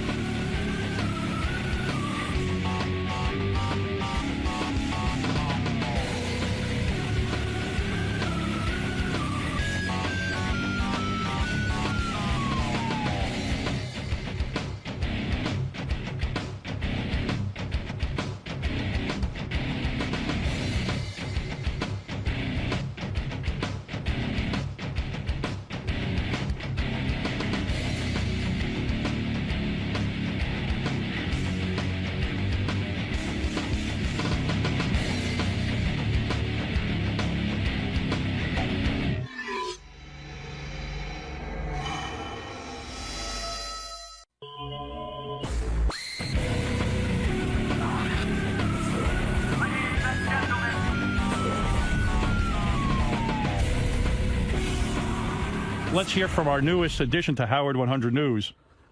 The man who's shaking it all up. Yeah, what's his name again? John Lieberman. Yeah, I think we got a theme. John Lieberman was hired because he's Jewish. There he is, the John Lieberman. Jewish. I heard you got upset because Benjy went up to John Lieberman and said, like in all seriousness, kind of like, hey, do you think you're a good-looking guy? Because I think I'm kind of on par with you. And No. Well, right? Do I have that right? Well, he was doing a story about me and asked me if I thought I was like a model or something like that. Oh, yeah. And I was like, oh yeah, well, we kind of look alike. Yeah, like who do you think's better? Like Benjy's point was, hey John, you're kind of in the same boat as I am. I have to say, last night I was watching Millionaire Matchmaker. Right. And they had this guy on who I thought was kind of good looking. Then I started really looking at him. And I was like, oh, my God, he sort of looks like Benjy. Oh, really? Thanks, Ron. Oh, my God. Maybe it's the other way. Maybe I'm actually good looking. I don't know. Benjy almost has me convinced he's good looking because I don't think of Benjy in the least bit attractive, category. Like, he looks horrible. That could be all personality. And you know what? And you want to know something? Close up of my face. Yeah, he keeps saying this, and now I'm getting kind of sucked in that he might be like a really good looking guy. Well, that's what I had to start questioning. I was like, well, this guy I think is good looking, and now I'm thinking he looks like Benjy. Wait, I'm looking at you on the monitor. That'll help me. Well, I want to put my eyes Beth said you're actually kind of nice looking. Thanks. And I was like, really? Benjy's vile. First of all, he's fat. Leave out that. Well, take just that away. From here to here. Look. Yeah. I don't know. You look odd to me. Seriously, I'm being honest. I don't think you're good looking. I don't think I'm good looking, so I'm not putting you down. I'm just saying I don't think you're that good looking. No, I'm not incredible. But once you got that blonde girl, the one that you brought to that Christmas party? Yeah. You started thinking I started thinking maybe you are because she's pretty hot. Thanks. And that other girl you dated was pretty hot too. The one with the dark hair. Dated, yeah. Not all the girls you dated. I'm like a chubby Jake Gyllenhaal. Look, Robin, look. Okay. Do you think Benjy's good looking, Fred? Seriously, not that we're guys and we don't know, but in his current state? Yeah. No. Robin. Yes? Just look. Look. Oh, he's so gross. Robin. Around Do you think the he's good eyes. looking? Just show his eyes. All right. Can you zoom in and not see anything else? My eyes in my cage. Would you seriously? Would you a guy who looked like that? Look at that. And now stop crossing your eyes. But look at that. He's got like big red zits all over it. Just look at the eyes. That's ridiculous. If you look at my eyes, I'm good looking. I got two of them. Just my left eye, Robin. Look at his eyelash. No, but look how sweaty he is. Look at That's not sweat. Pull back. Look at the pimples on his cheeks. Oh, come on. Look at that. Your skin is bad. If we're really gonna do that, let's see a close up of your skin. No, if you but take Benjy, I claim to be bad looking. You're not. You're beautiful. No, but you're not good looking. Honest, I am. That if you take I'm actually. Benjy, I don't want to get into this. I think you have a sexy, cool look. I got a lot of cool but I'm actually stuff. better looking than you. All right. I think if you take Benjy's parts individually, they are nice parts. Thanks. Maybe they don't go together. Skin is sweaty and horrible. My God. Yeah, Matt, you're on the air. Hi, Matt. Hey now. Are you guys insane? Benjy is a fucking troll. But I think Robin's digging his look. I don't know. I'm telling you, I started to see. Would you go out with Benjy? Seriously? No.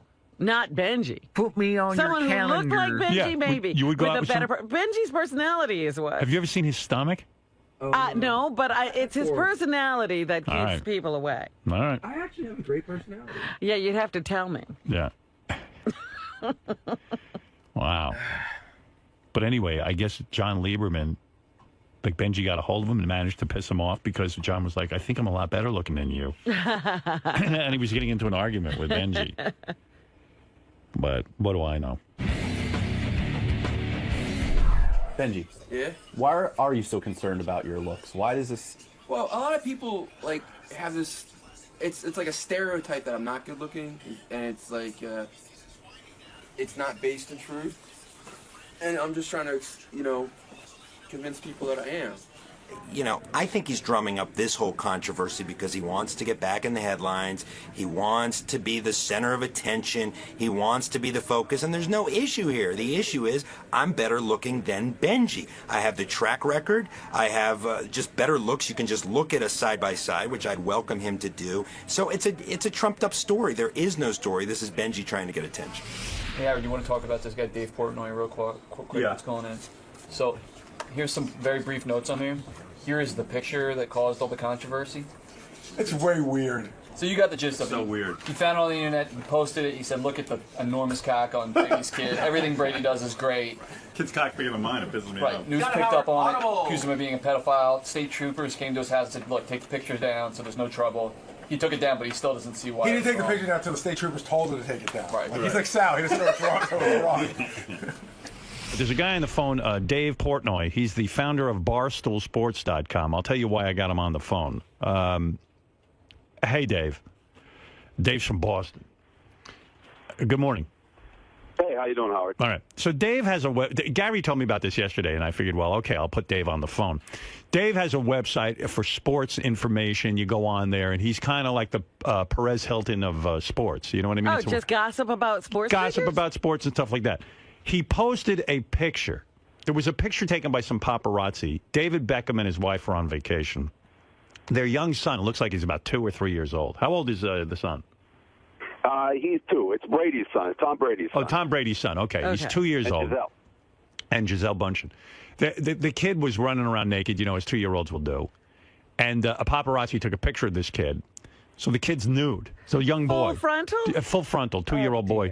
Dave put it on his website, as many people did. And he mentioned that the kid was hung like a horse. He's had a big cock for a 2-year-old. Now, while that's funny, Robin. It's not appropriate. It's not appropriate. And Dave, people said, you must take this down. It's kiddie porn. And I saw the picture, and quite frankly, I do think it's kiddie porn. I don't think you should put a picture of a 2-year-old nude. And I think you can't. And I don't think you should mention his cock. But anyway, Dave Portnoy did it. And now? And a lot of people complained. And he said, I'm not taking down any picture. And then I guess, I don't know if it was Tom Brady or some people are screaming they're going to have lawsuits and injunctions. And a lot of people told Dave it was wrong to post this picture. And Dave, I guess after a lot of people told him it was wrong, took it down begrudgingly because he didn't think he did anything wrong. Do I have that right, Dave? You have it almost right. The reason I took down the state cops actually showed up at my house. I would imagine so. State cops said that it's wrong to put a nude 2-year-old on, circle his cock. And did you circle his cock with a pen? No. No, okay. No, I didn't. But you said, what did you say exactly about his cock? The exact blog, and it's a short one, the caption on it was, check out the howitzer on Brady's kid. Howitzer. The howitzer. Right. And then below it was, that's a hog for a 2-year-old, just swinging low like a boss. I guess we shouldn't be surprised, though. That's what MVP quarterbacks do. They impregnate chicks and give birth to big kids. Does Peyton Manning have any children? If he does, I bet they got pencil dicks. Right. So, in other words, you saw that as a compliment to Brady, that you were complimenting his son's dick. Yes. Yeah. Now, is it true that you really don't understand why what you did was wrong? Well, the issue isn't so much for me whether what I did was wrong. I will let you or anybody really say that it's wrong. My issue is I legally know I'm within my rights to do it, and I don't really think people should be taking the moral high ground against me that just because you think it's wrong, I think I'm within my rights. And legally I am, by the way. The state cops didn't say, oh, we know you broke the law. They said, we're getting a lot of complaints. We don't think there's much we can do from a legal side, and pretty much everybody on the legal side has agreed with me. So, all right, so let's forget the legal argument because I'm not a lawyer, but do you have kids? I do not. Yeah. Well, maybe that's it. You know, I have daughters. I have 3 daughters, and I got to tell you, Dave, I would never post a picture of a child and comment on their genitals, and I'm known for outrageous commentary and that kind of thing, but I do draw the line somewhere. I don't forget about the legal aspect, whether you're legally allowed to do that, as you point out, and I'll accept your word for it that you're within your rights. It just seems like something you wouldn't do. It just seems kind of seedy. You know what I mean? Yeah, I guess I look at it this. I don't think it's seedy at all, or else well, I shouldn't say I wouldn't have done it if I didn't think it was seedy, but I really didn't think it was an issue. And again, I'm not going to say anybody should think that, but I don't. And the reason I don't is because, to me, a baby in this, he was a baby. I don't know if you saw the photo.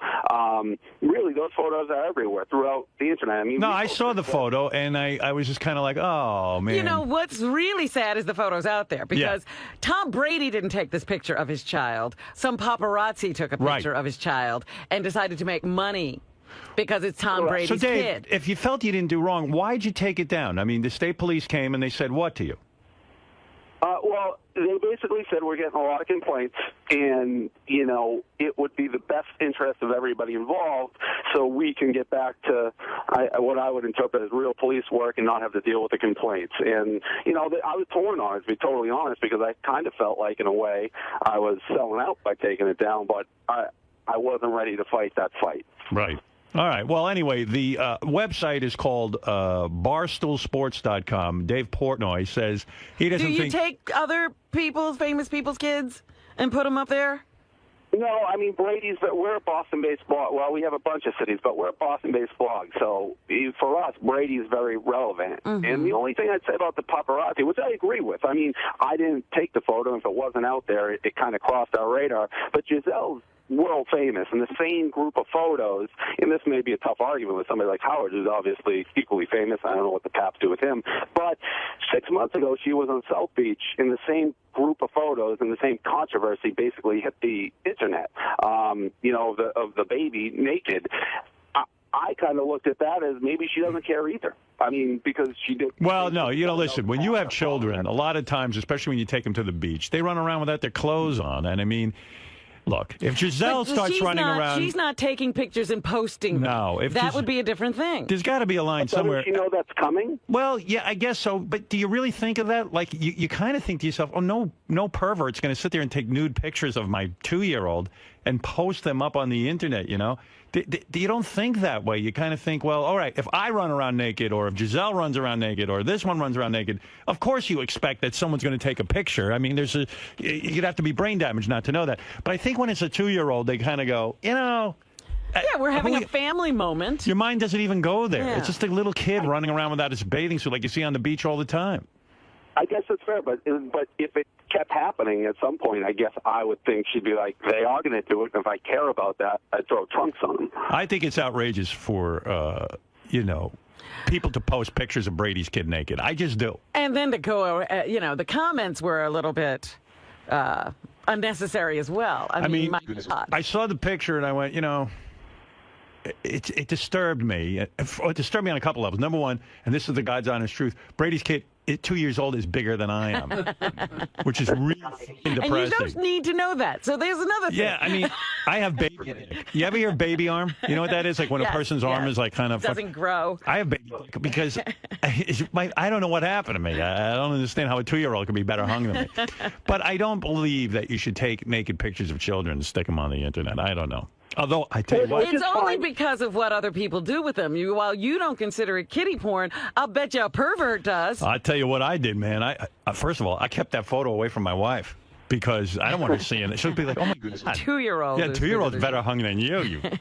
But in a weird way, I feel like that what you're saying right now, and I know I'm not going to get you to agree with me, is kind of we make observations. So what you thought is what I thought, and the pictures were out there. And but I would never put it. You posted on your website. Correct. I wouldn't do that. Listen, if it's out there and people put it out there and you want to comment on it, fine. But you're only promoting it if you put it on your website. You understand that? No, we absolutely promote it, but I do think there is a difference, which, to my defense, there's a difference between me being the one who is commenting on a story that has already, which is what we do, versus, you know, if you want to change the law, that you can't. No, you can do it. Let's say you legally have the right to do it. It's a question of where you stand as a human being, of how you want to exploit children. You dig? And I would not say I was exploiting him. You do, I don't, but that's where I think there's a... Let's check in with the audience, see what they say. Andrew, go ahead. You're on with... You're probably going to get killed. Dave Portnoy's website is barstoolsports.com. Let's go to Andrew. Go ahead. Hi, Howard. I just want to say, Dave, you're disgusting. I understand that you're trying to be funny, but come on, you had to think before you did this. Honestly, I think it's wrong for Dave and the paparazzi for taking it, and Dave for posting it on the internet. Yeah, I tend to agree with you, Andrew, but let's see who else has something. Let's get a couple of comments. Ray, go ahead in Wilmington. Hey now. Hey now. I was just calling in, you know, I understand about, you know, maybe if the child's father had given permission to have it posted, such as like the depiction on the Nirvana CD. You can that's right. And the Nirvana CD, also. On Nirvana CD, there's a picture of a child naked swimming. But, yeah, right. I mean, first of all, the parent is I assume, at the photo session selling this picture and considers it art. I don't think that Giselle or Tom Brady are sitting there consciously going, "Oh, we'll put the kid out on the beach and this will be great. This will be great. My kid will be famous." Agreed, but that does confuse the issues, because before you said we're fueling like a pedophile, I think Rodman said, but you could say the same thing for the Nirvana cover, whereas there's two arguments. A, they didn't give permission, versus B, the image itself is inherently pornographic. So, you know, the Nirvana thing, you could say the same exact thing. No, I don't think it's pornographic. I don't think the child's picture is pornographic. We just know that the mother and the father weren't sitting there wanting the picture of their son's penis anywhere on the internet. And secondly, I think... What I'm saying is there are many, many innocent things that are shot of children that child perverts find titillating. That's right. Let's go to Andy. You could Google... Sorry. Yeah, go ahead, Andy. Hey, what's going on, Howard? Yes. Hey, the focus of the picture, when it becomes about the genitals, that's what makes it child pornography. The picture of itself could be child erotic, which is not against the law. But the minute that he starts putting words about it and saying, making the focus of the picture about the child's genitalia, that's when it becomes against the law. Are you a lawyer? No, I'm a police officer. So there are so once you circle it, or not circle it, but once you say, "Hey, look at that kid's cock," it is pornography. Yeah, in most states, that's pretty much the law. Is that if you've just got a picture of a kid and the kid's just walking around naked, that's child erotica. That's not against the law. I see. But the minute you make the focus of the picture about the child's genitalia, that's when it becomes child pornography. The state police... Dave, what do you think of that? What do I think of that? Yeah. I think he's not a lawyer. We've had a lot of... I mean, this wasn't done lightly, and pretty much every lawyer has said it's not. All right. Not a lawyer, a police officer. I know the law that way. So, I mean, if it was my type of case, if he was persistent about not taking it down, I think there would be some sort of legal action taken. Right. Well, he did take it down. I'll give Dave credit for that. Max, go ahead. You're on the air in Staten Island. Hey, how you doing? All right. Let me ask you a question there, guy. Did you put the commentary on the photos, or did people blogging on your site put them up there? No, I did. All right, well, if you put them up, you're a piece of shit. How do you like that? What would you do? You're entitled to your opinion. What would you do with your kid? People put comments about your kid, you retard. I'm not followed around by paparazzis every single place I go, so I know it wouldn't work if it was my kid. That analogy for me on whether it's my kid doesn't hold water. It doesn't, because it would not work if it was my kid. It's an irrelevant argument. I'd like to smack in your... All right, Jay, you're on the air. Hey. Hey. Howard, I saw this picture that he's talking about, and the website I went to, all they showed and they were talking about was her, because how nice it is. They didn't say anything about the kid. They just said the kid's naked, but that's it. I mean, you can see it, but I don't think it's completely wrong. But if you're talking about the kids like over and over, that's where it's wrong. Yeah, I agree. I just think it's something that you kind of just go, hey, it's a kid.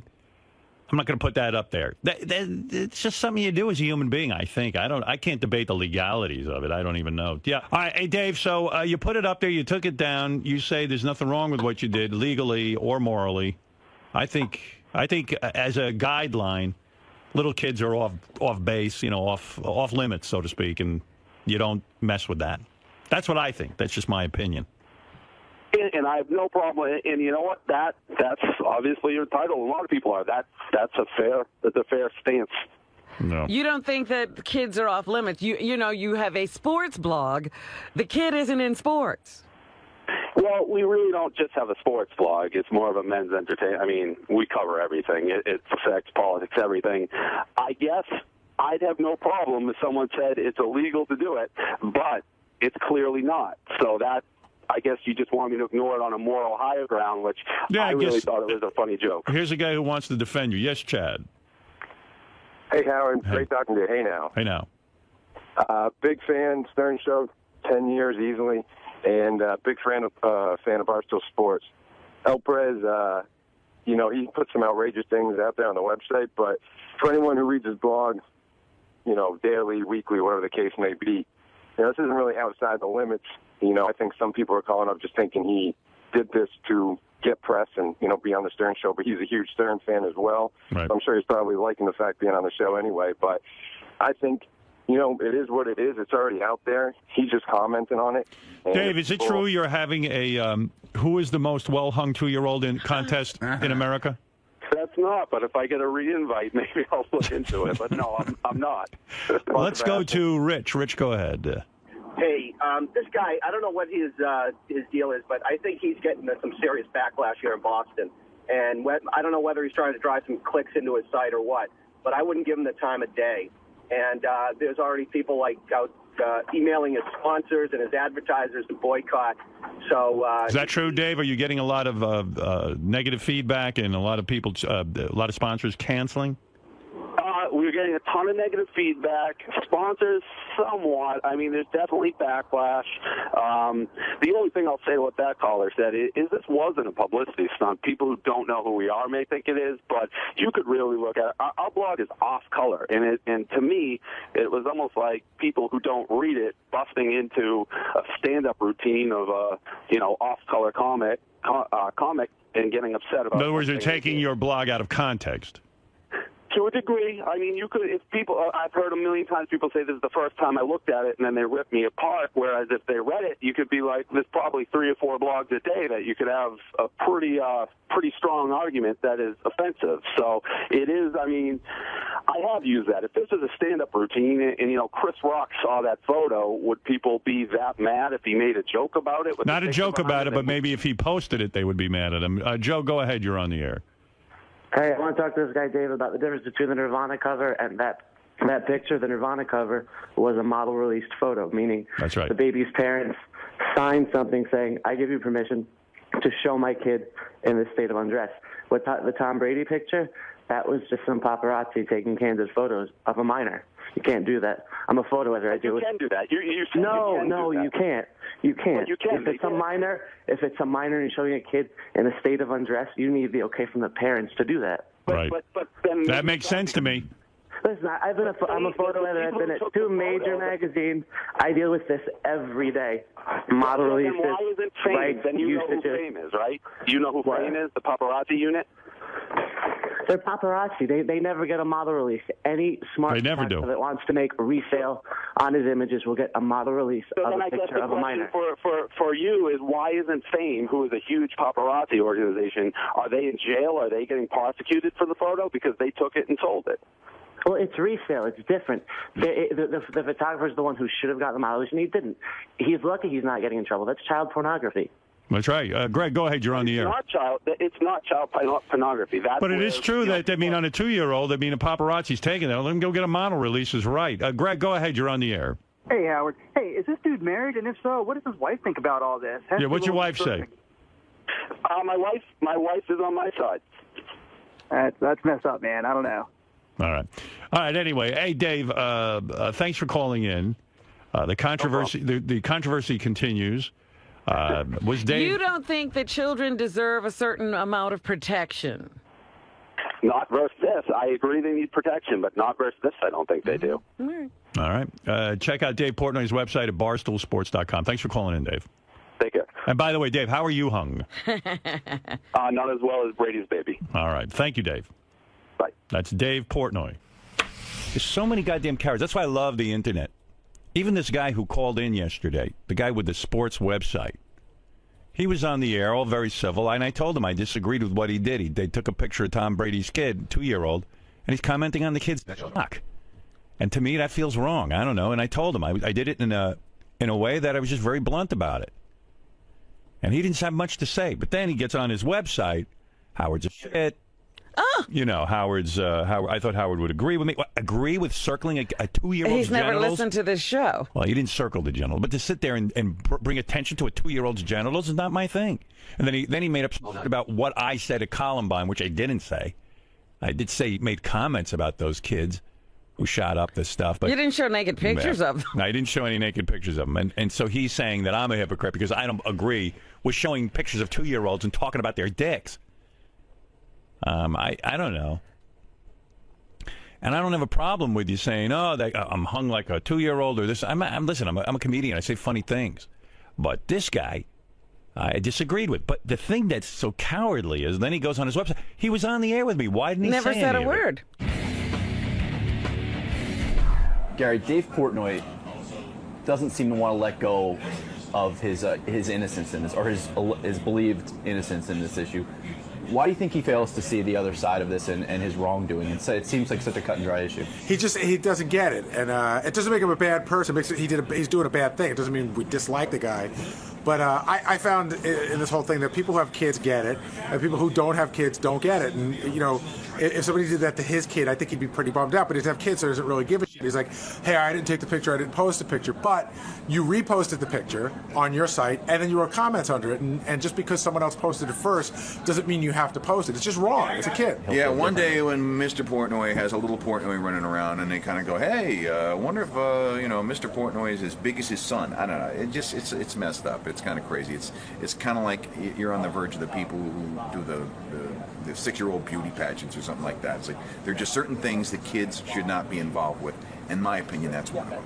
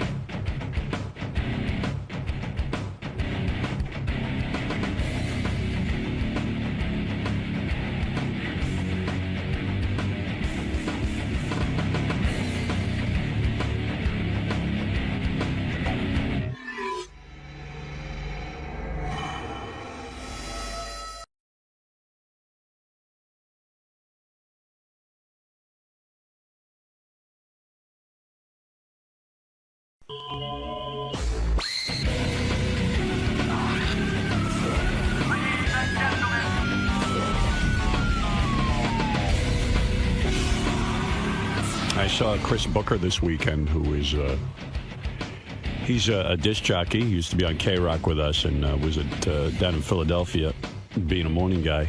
But now he's out of work.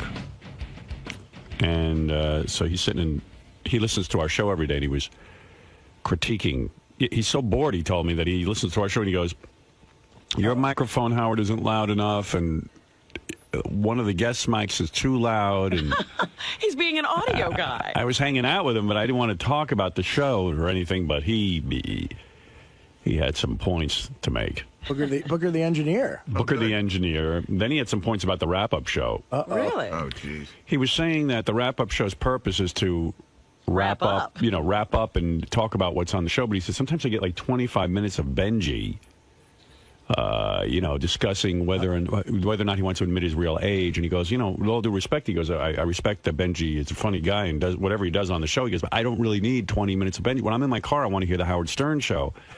And I get this. He goes, it's John Hines' job to cut off Benjy and, move on to a next topic. And Gary's consumed with Benjy and his age, but John's got to be the guy who ultimately goes, hey, enough of that. Wow. Then he didn't think the wrap-up show should be played on the weekends.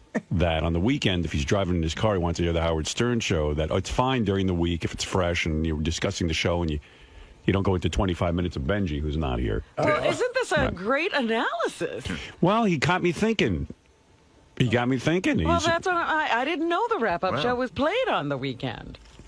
Yeah, Tim and I had a discussion about it once, and Tim thought, well, some listeners had said they want to hear the wrap-up show on the weekend. Benjy, can't you get in here on time? Yeah. What's it going to be? What's it take to get you here? I mean, it's an easy job. Just get here on time. I know. What's your problem? I was really just trying to do something you would have liked. Do something I like. Yeah. I like if you'd be here on time. I know. That's what you should do. I can run back out and do it. Like, I was in the middle of... Huh? What were you doing? They're doing I think it's for Lehman Brothers, man. They're doing all these, live national newscasts. What? Oh, you were going to try I see. You were trying to get on TV. Yeah. Bomb a newscast. Okay. No, not bomb. Don't say that. Oh, sorry. Can't say that. Jump in on a newscast. I know what you meant, Robin. I know. Yeah. Benjy's just getting weirder and weirder. We have a lot of people here who get food. Here we're not talking about Benjy, but... Well, it's not the wrap-up. See, it's hard, though, right? You're breaking Booker's rule. Well, you're more fascinated with Benjy. Like, every day, Gary will tell me Benjy's... Like, this is the latest thing. It's just weird. It's that like Jason sits out there, and everyone who has a breakfast order who sits in here can't go out for breakfast, so we have someone to go get breakfast. And it's a simple thing. Like I have the same thing every morning. Artie gets the same thing. You get the same. I don't know, whatever it is. I don't even get anything. Okay, there you go. So Benjy sees this as a perk of his job. So he just every day it changes, and he has a weird. I don't know if he's got OCD or what, but he can't give his order until like the last second. Like we're about to go on the air, and he's like, I've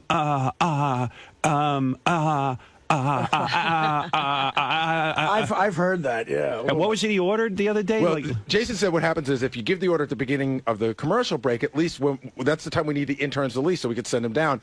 But he waits until you say, okay, we're back, and then he gives his order. Then and it's usually... And he can't decide what to get. But it's usually, Jason says it's usually like you have to send 2 or 3 interns in different places. Right. So then there's nobody to answer the phones. But the other day... Listen, he can't disrupt my office. Just take him off that list of people. He'll have to bring his stuff from the night before. He said he sent them out for energy shots and zinc tablets. Energy shots? Yeah. Zinc tablets? What's an energy shot? I have no idea. What's an energy shot? Those things they sell at Korean delis, Yeah. like taurine Listen, and Benjy, caffeine. I love you. Wait, hey, Gary, when's that list dated? I don't know. But it's not about the list. It's about your... But when did I make that request? Benjy, last week or the week before. Like Booker, I don't really care about this, but it's just that constantly people are complaining. It's not constantly. That you can't make it's a not decision.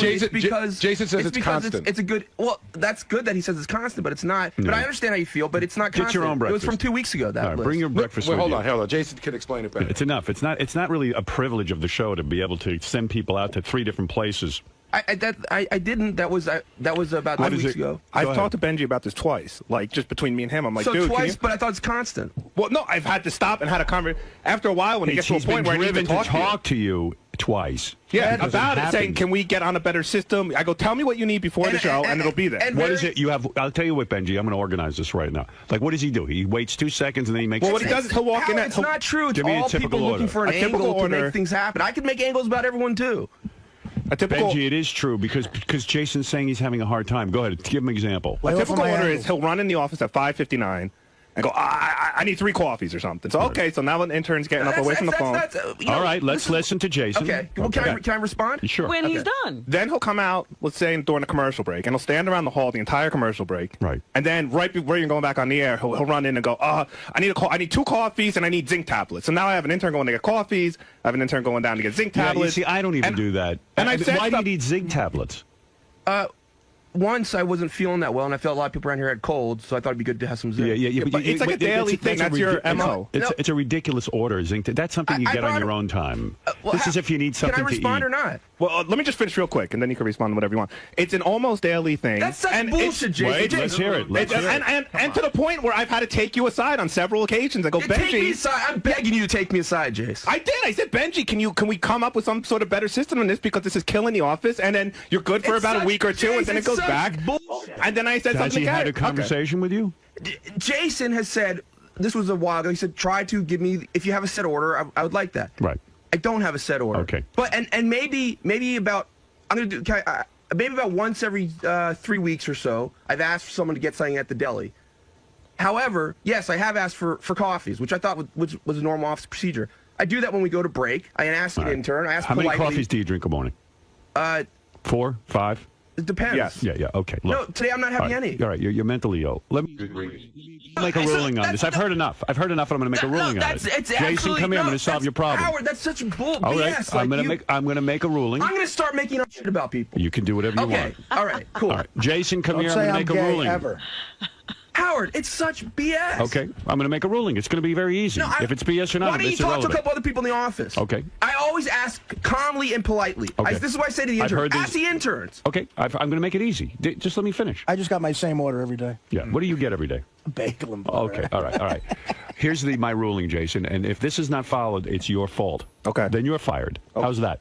All okay? right. Same way I have rules about a lot of things around here. Yes, sir. I can't have my office disrupted by Benjy. That's the way it's being made to look, Howard. Okay. But it's simply not true. You'll like this ruling. Benjy, do you ever send interns out for anything for yourself? Benjy, Jace, do you ever send interns out for stuff for yourself? Yes.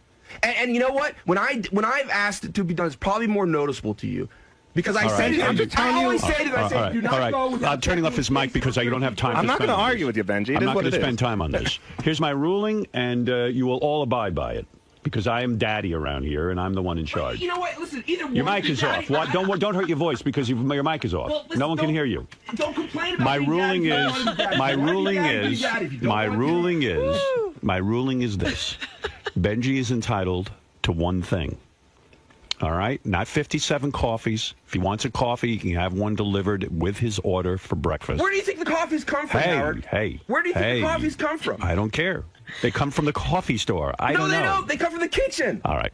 Here's what I want. Well, you'll go to the kitchen yourself. You're not. You can use the exercise. Yeah, you can walk to the kitchen. Listen to me. Here's what I want. It's not at all like some sort of executive privilege. He's allowed we have to give very short breaks, and I'm doing other things during him.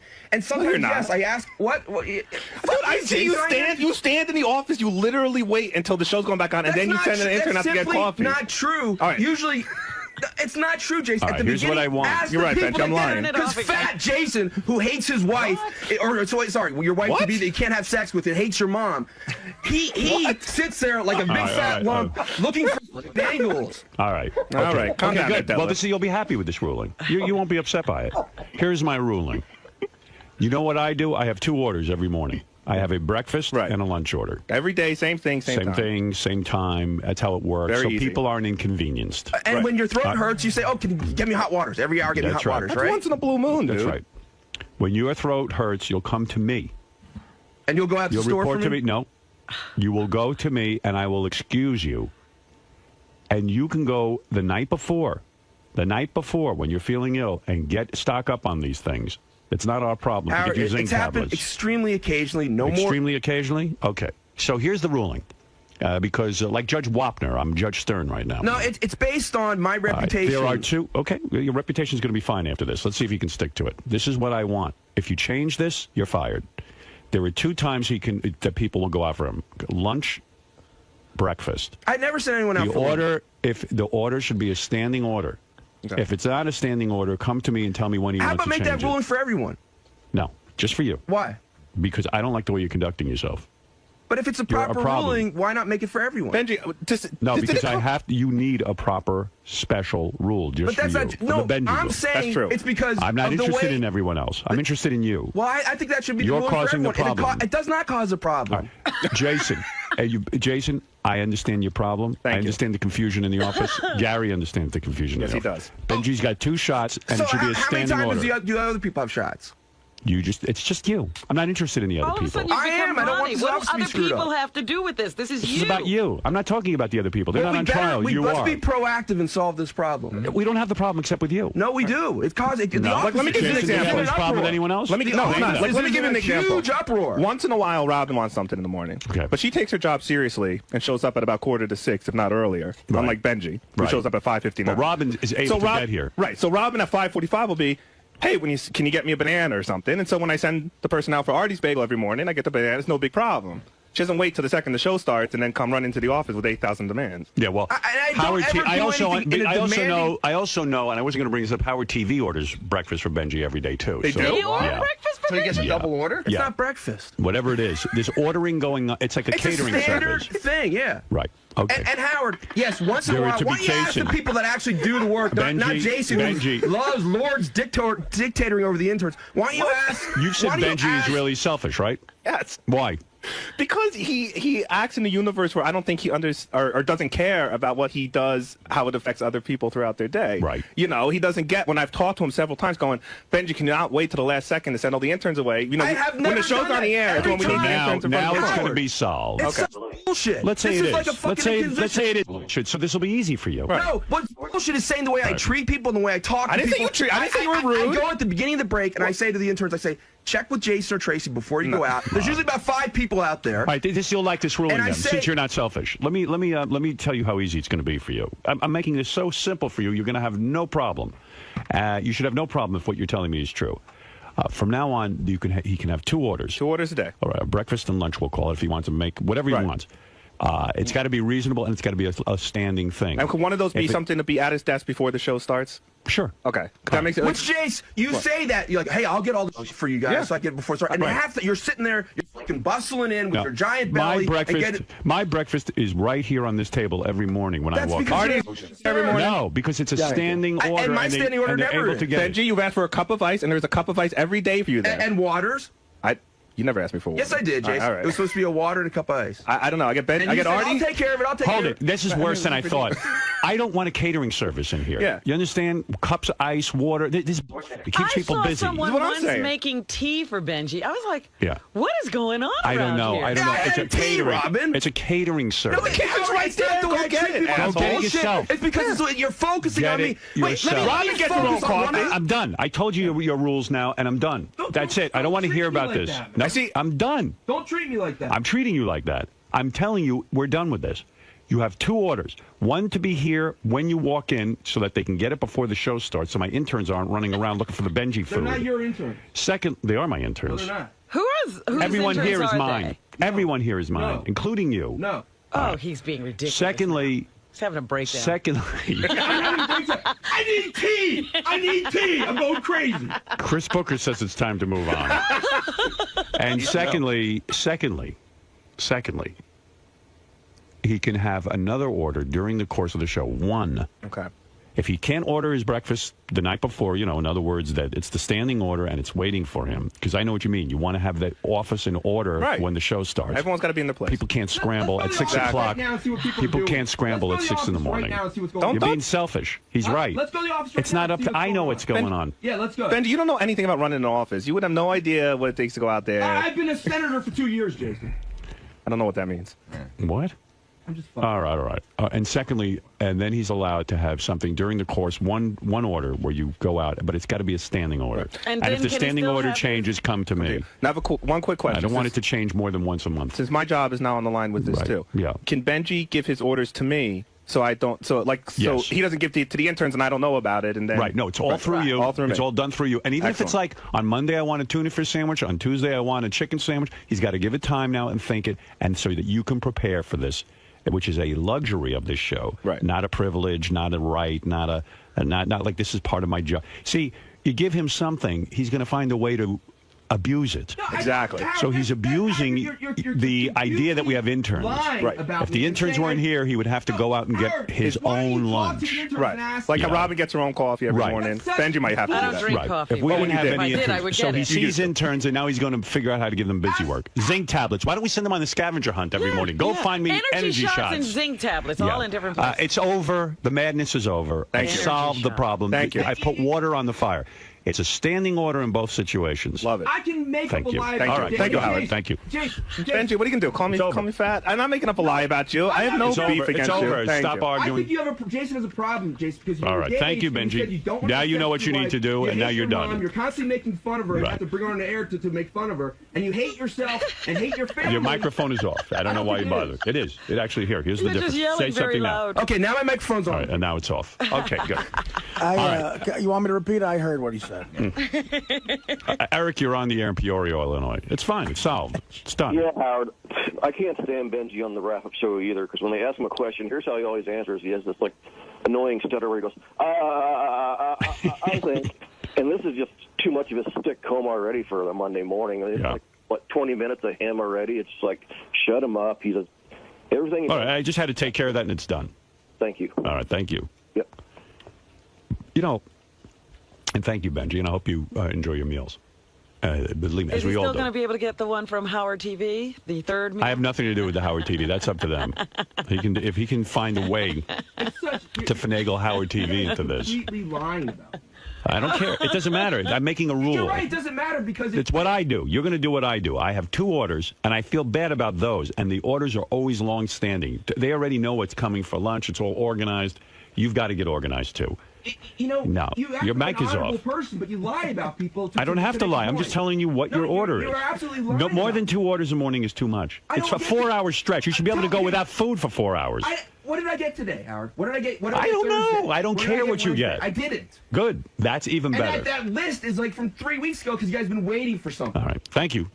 All right. Good luck.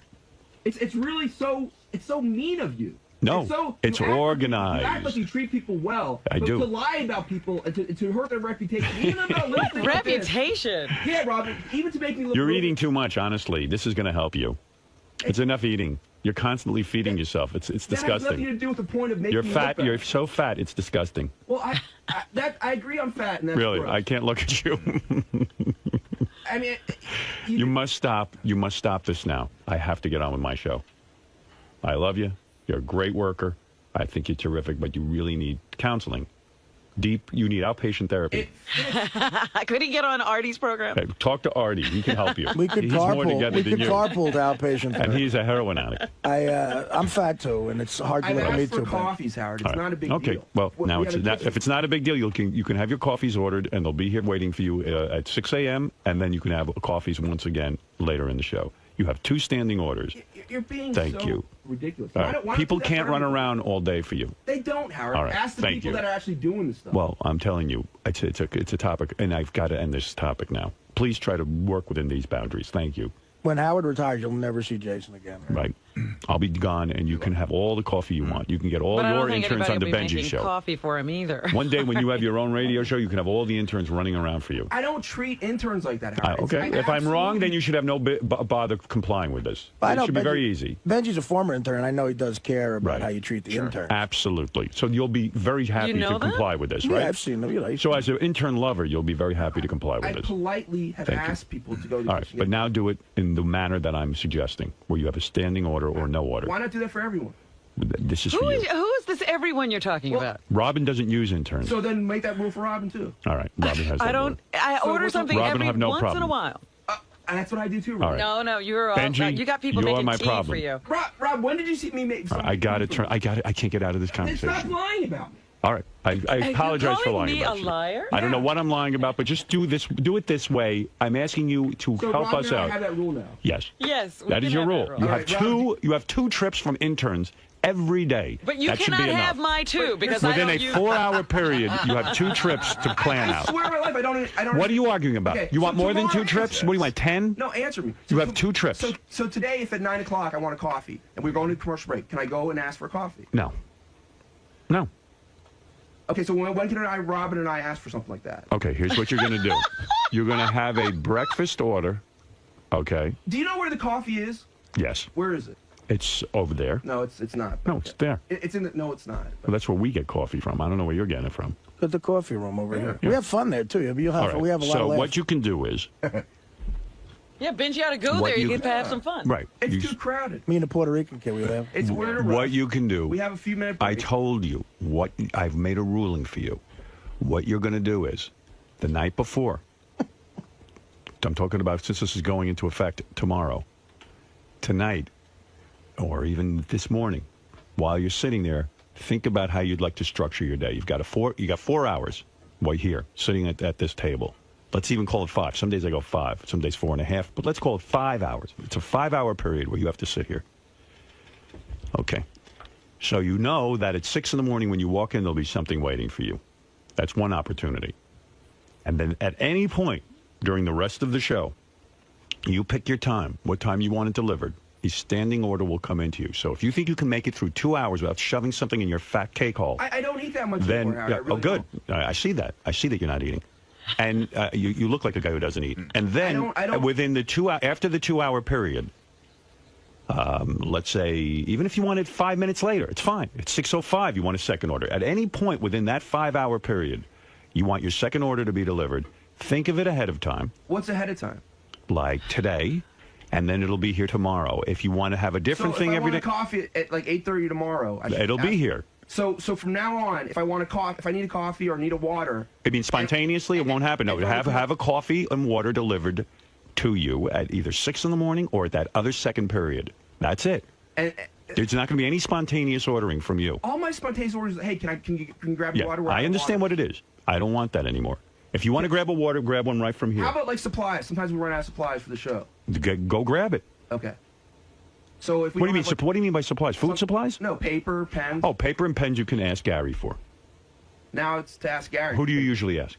This is. I'm not talking about paper. Don't ask interns for anything. Either go to Gary or Jason. Those are your 2 guys. We don't want you dealing with the interns. If you could learn to eat paper. Yeah, no. I told you, Jason's your contact, and if you must, go to Gary for paper. If Jason's not around, paper's very important, and pens. If you can't organize that, in fact, after the show every day, you should organize that. And we have an intern that does that. Good. Okay. So then you have no problem. But sometimes it runs Well, out. okay, but that's a different story. That's a tool you need for work. Now your food. And water, I think, is a tool. Water you need. There's water right here. If you want to borrow water from me, I never take knew it. I was not. So it's cool if I get water from Yes. there? All right. That's fine. I take it from there every day. There's a bunch of bottles there. This water's not a problem here.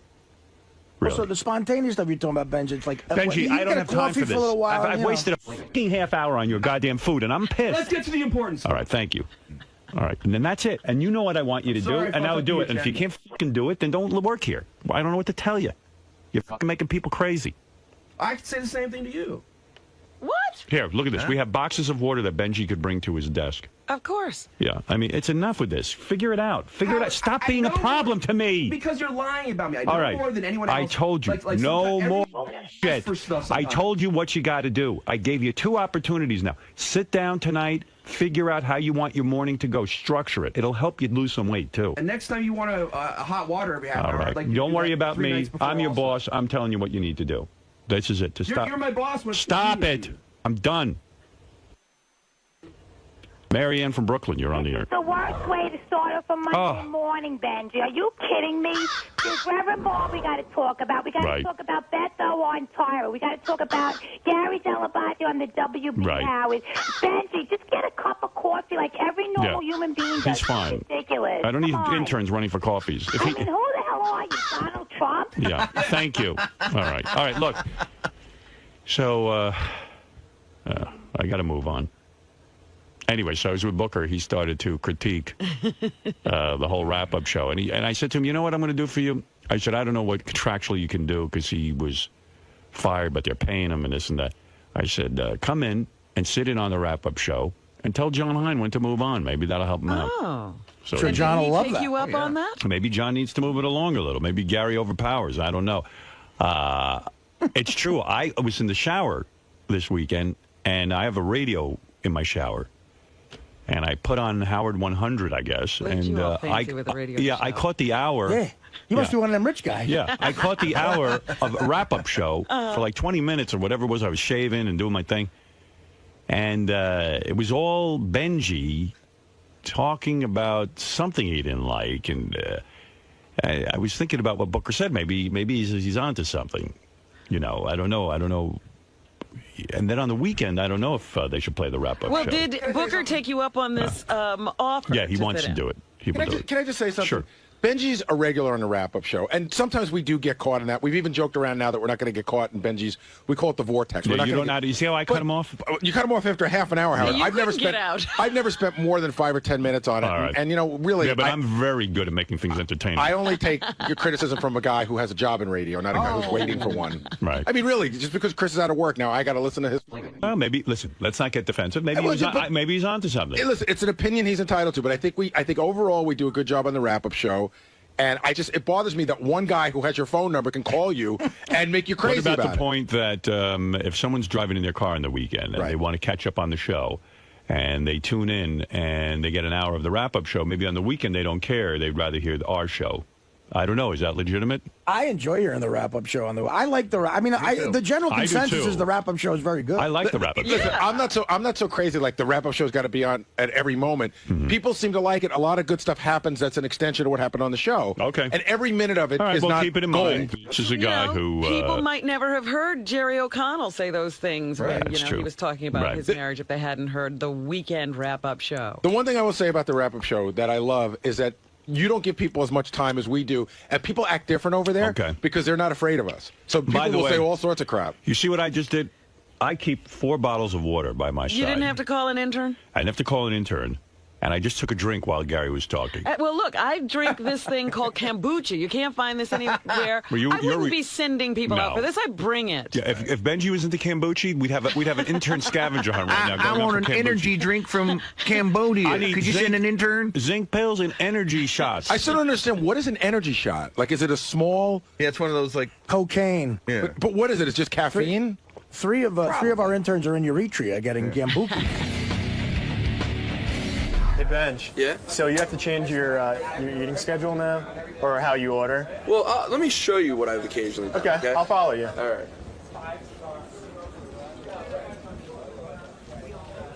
This is what I have occasionally done. As you see right now, we have These are our interns. You guys are allowed to look at the cameras. So these are all our new interns from the spring or fall semester, right? So occasionally, I don't know all you guys' names yet, but so occasionally I've come in and I said to them, how long have you guys been here? 2 weeks. 2 weeks. 2 weeks. And I've said, hey, could you go get me a coffee? Put it down over there. Tell Jace or Steve when you have it, if I'm not here during the break to get it, right? Okay, that's what's happened. All right. Why are you getting so angry at Jason? Because Jason, I think, is a mean-spirited, douchey person who's much more douchey than he is talented. And I think he tries to look for things, whether they're completely true or not, to try to put people in a bad light. Which we all do it. We all do it sometimes. Usually we do it to strangers, but which I guess is just as immoral, but Jason does it to people around here. His douchiness is higher than others? Yes, definitely. I don't know if it's these pills he needs to take, and I'm trying to be a little humorous now. Jason's standing right there if you turn around.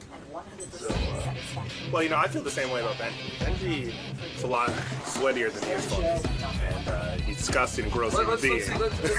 And, he's a giant douchebag who thinks, hey, can you touch me? How did I touch you? I said if you touch me. I said what? If I touch you, what, Jace? I don't know. You have it on tape. I'll sue you. Oh, great. I'll sue you. Great. Look, Look at the forehead. Look at this forehead and look at my forehead. Goes on the internet to find whores.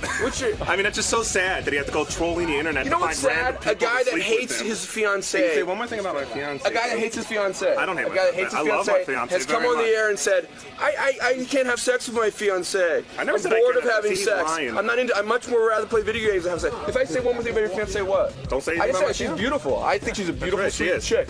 I feel sorry. Benjy's a guy who goes online to find chicks to bang in like alleys. Jason's a guy. Yeah, that's right. What? You can't. Jason's a guy. This is the head writer who hates. Shut up, dude. Jason's a guy who hates his mother. Complains about everyone to his mother. Where, dude? You're sweating all over the place. No, I'm not. You can't handle it, can you? I'm fine. Look at you. Jason hates his fiancée. Can't have sex with her. Hates his fiancée. Benjy has sex with whores. He cannot. His father's name's 𝗏𝗏. He was made in a test tube somewhere. I don't know. We'll just make it up. We don't know how old he is. He's a 45-year-old bachelor. Jason cannot stand can't get laid unless he goes on the internet. Or his mother, and he has to take pills to have a life. He has to take pills every day to give him confidence. He has to take pills to have a personality because he's so scared. Benjy's had talking to from Howard like 6 different times about losing his job. I've had none. Jason, you have that Jason, you're a douche. You really are a douche person. Well, that must be true, but you're a huge douche. You're a douchey person. He's got to do something. Right there. Yeah, hold on. Calm down.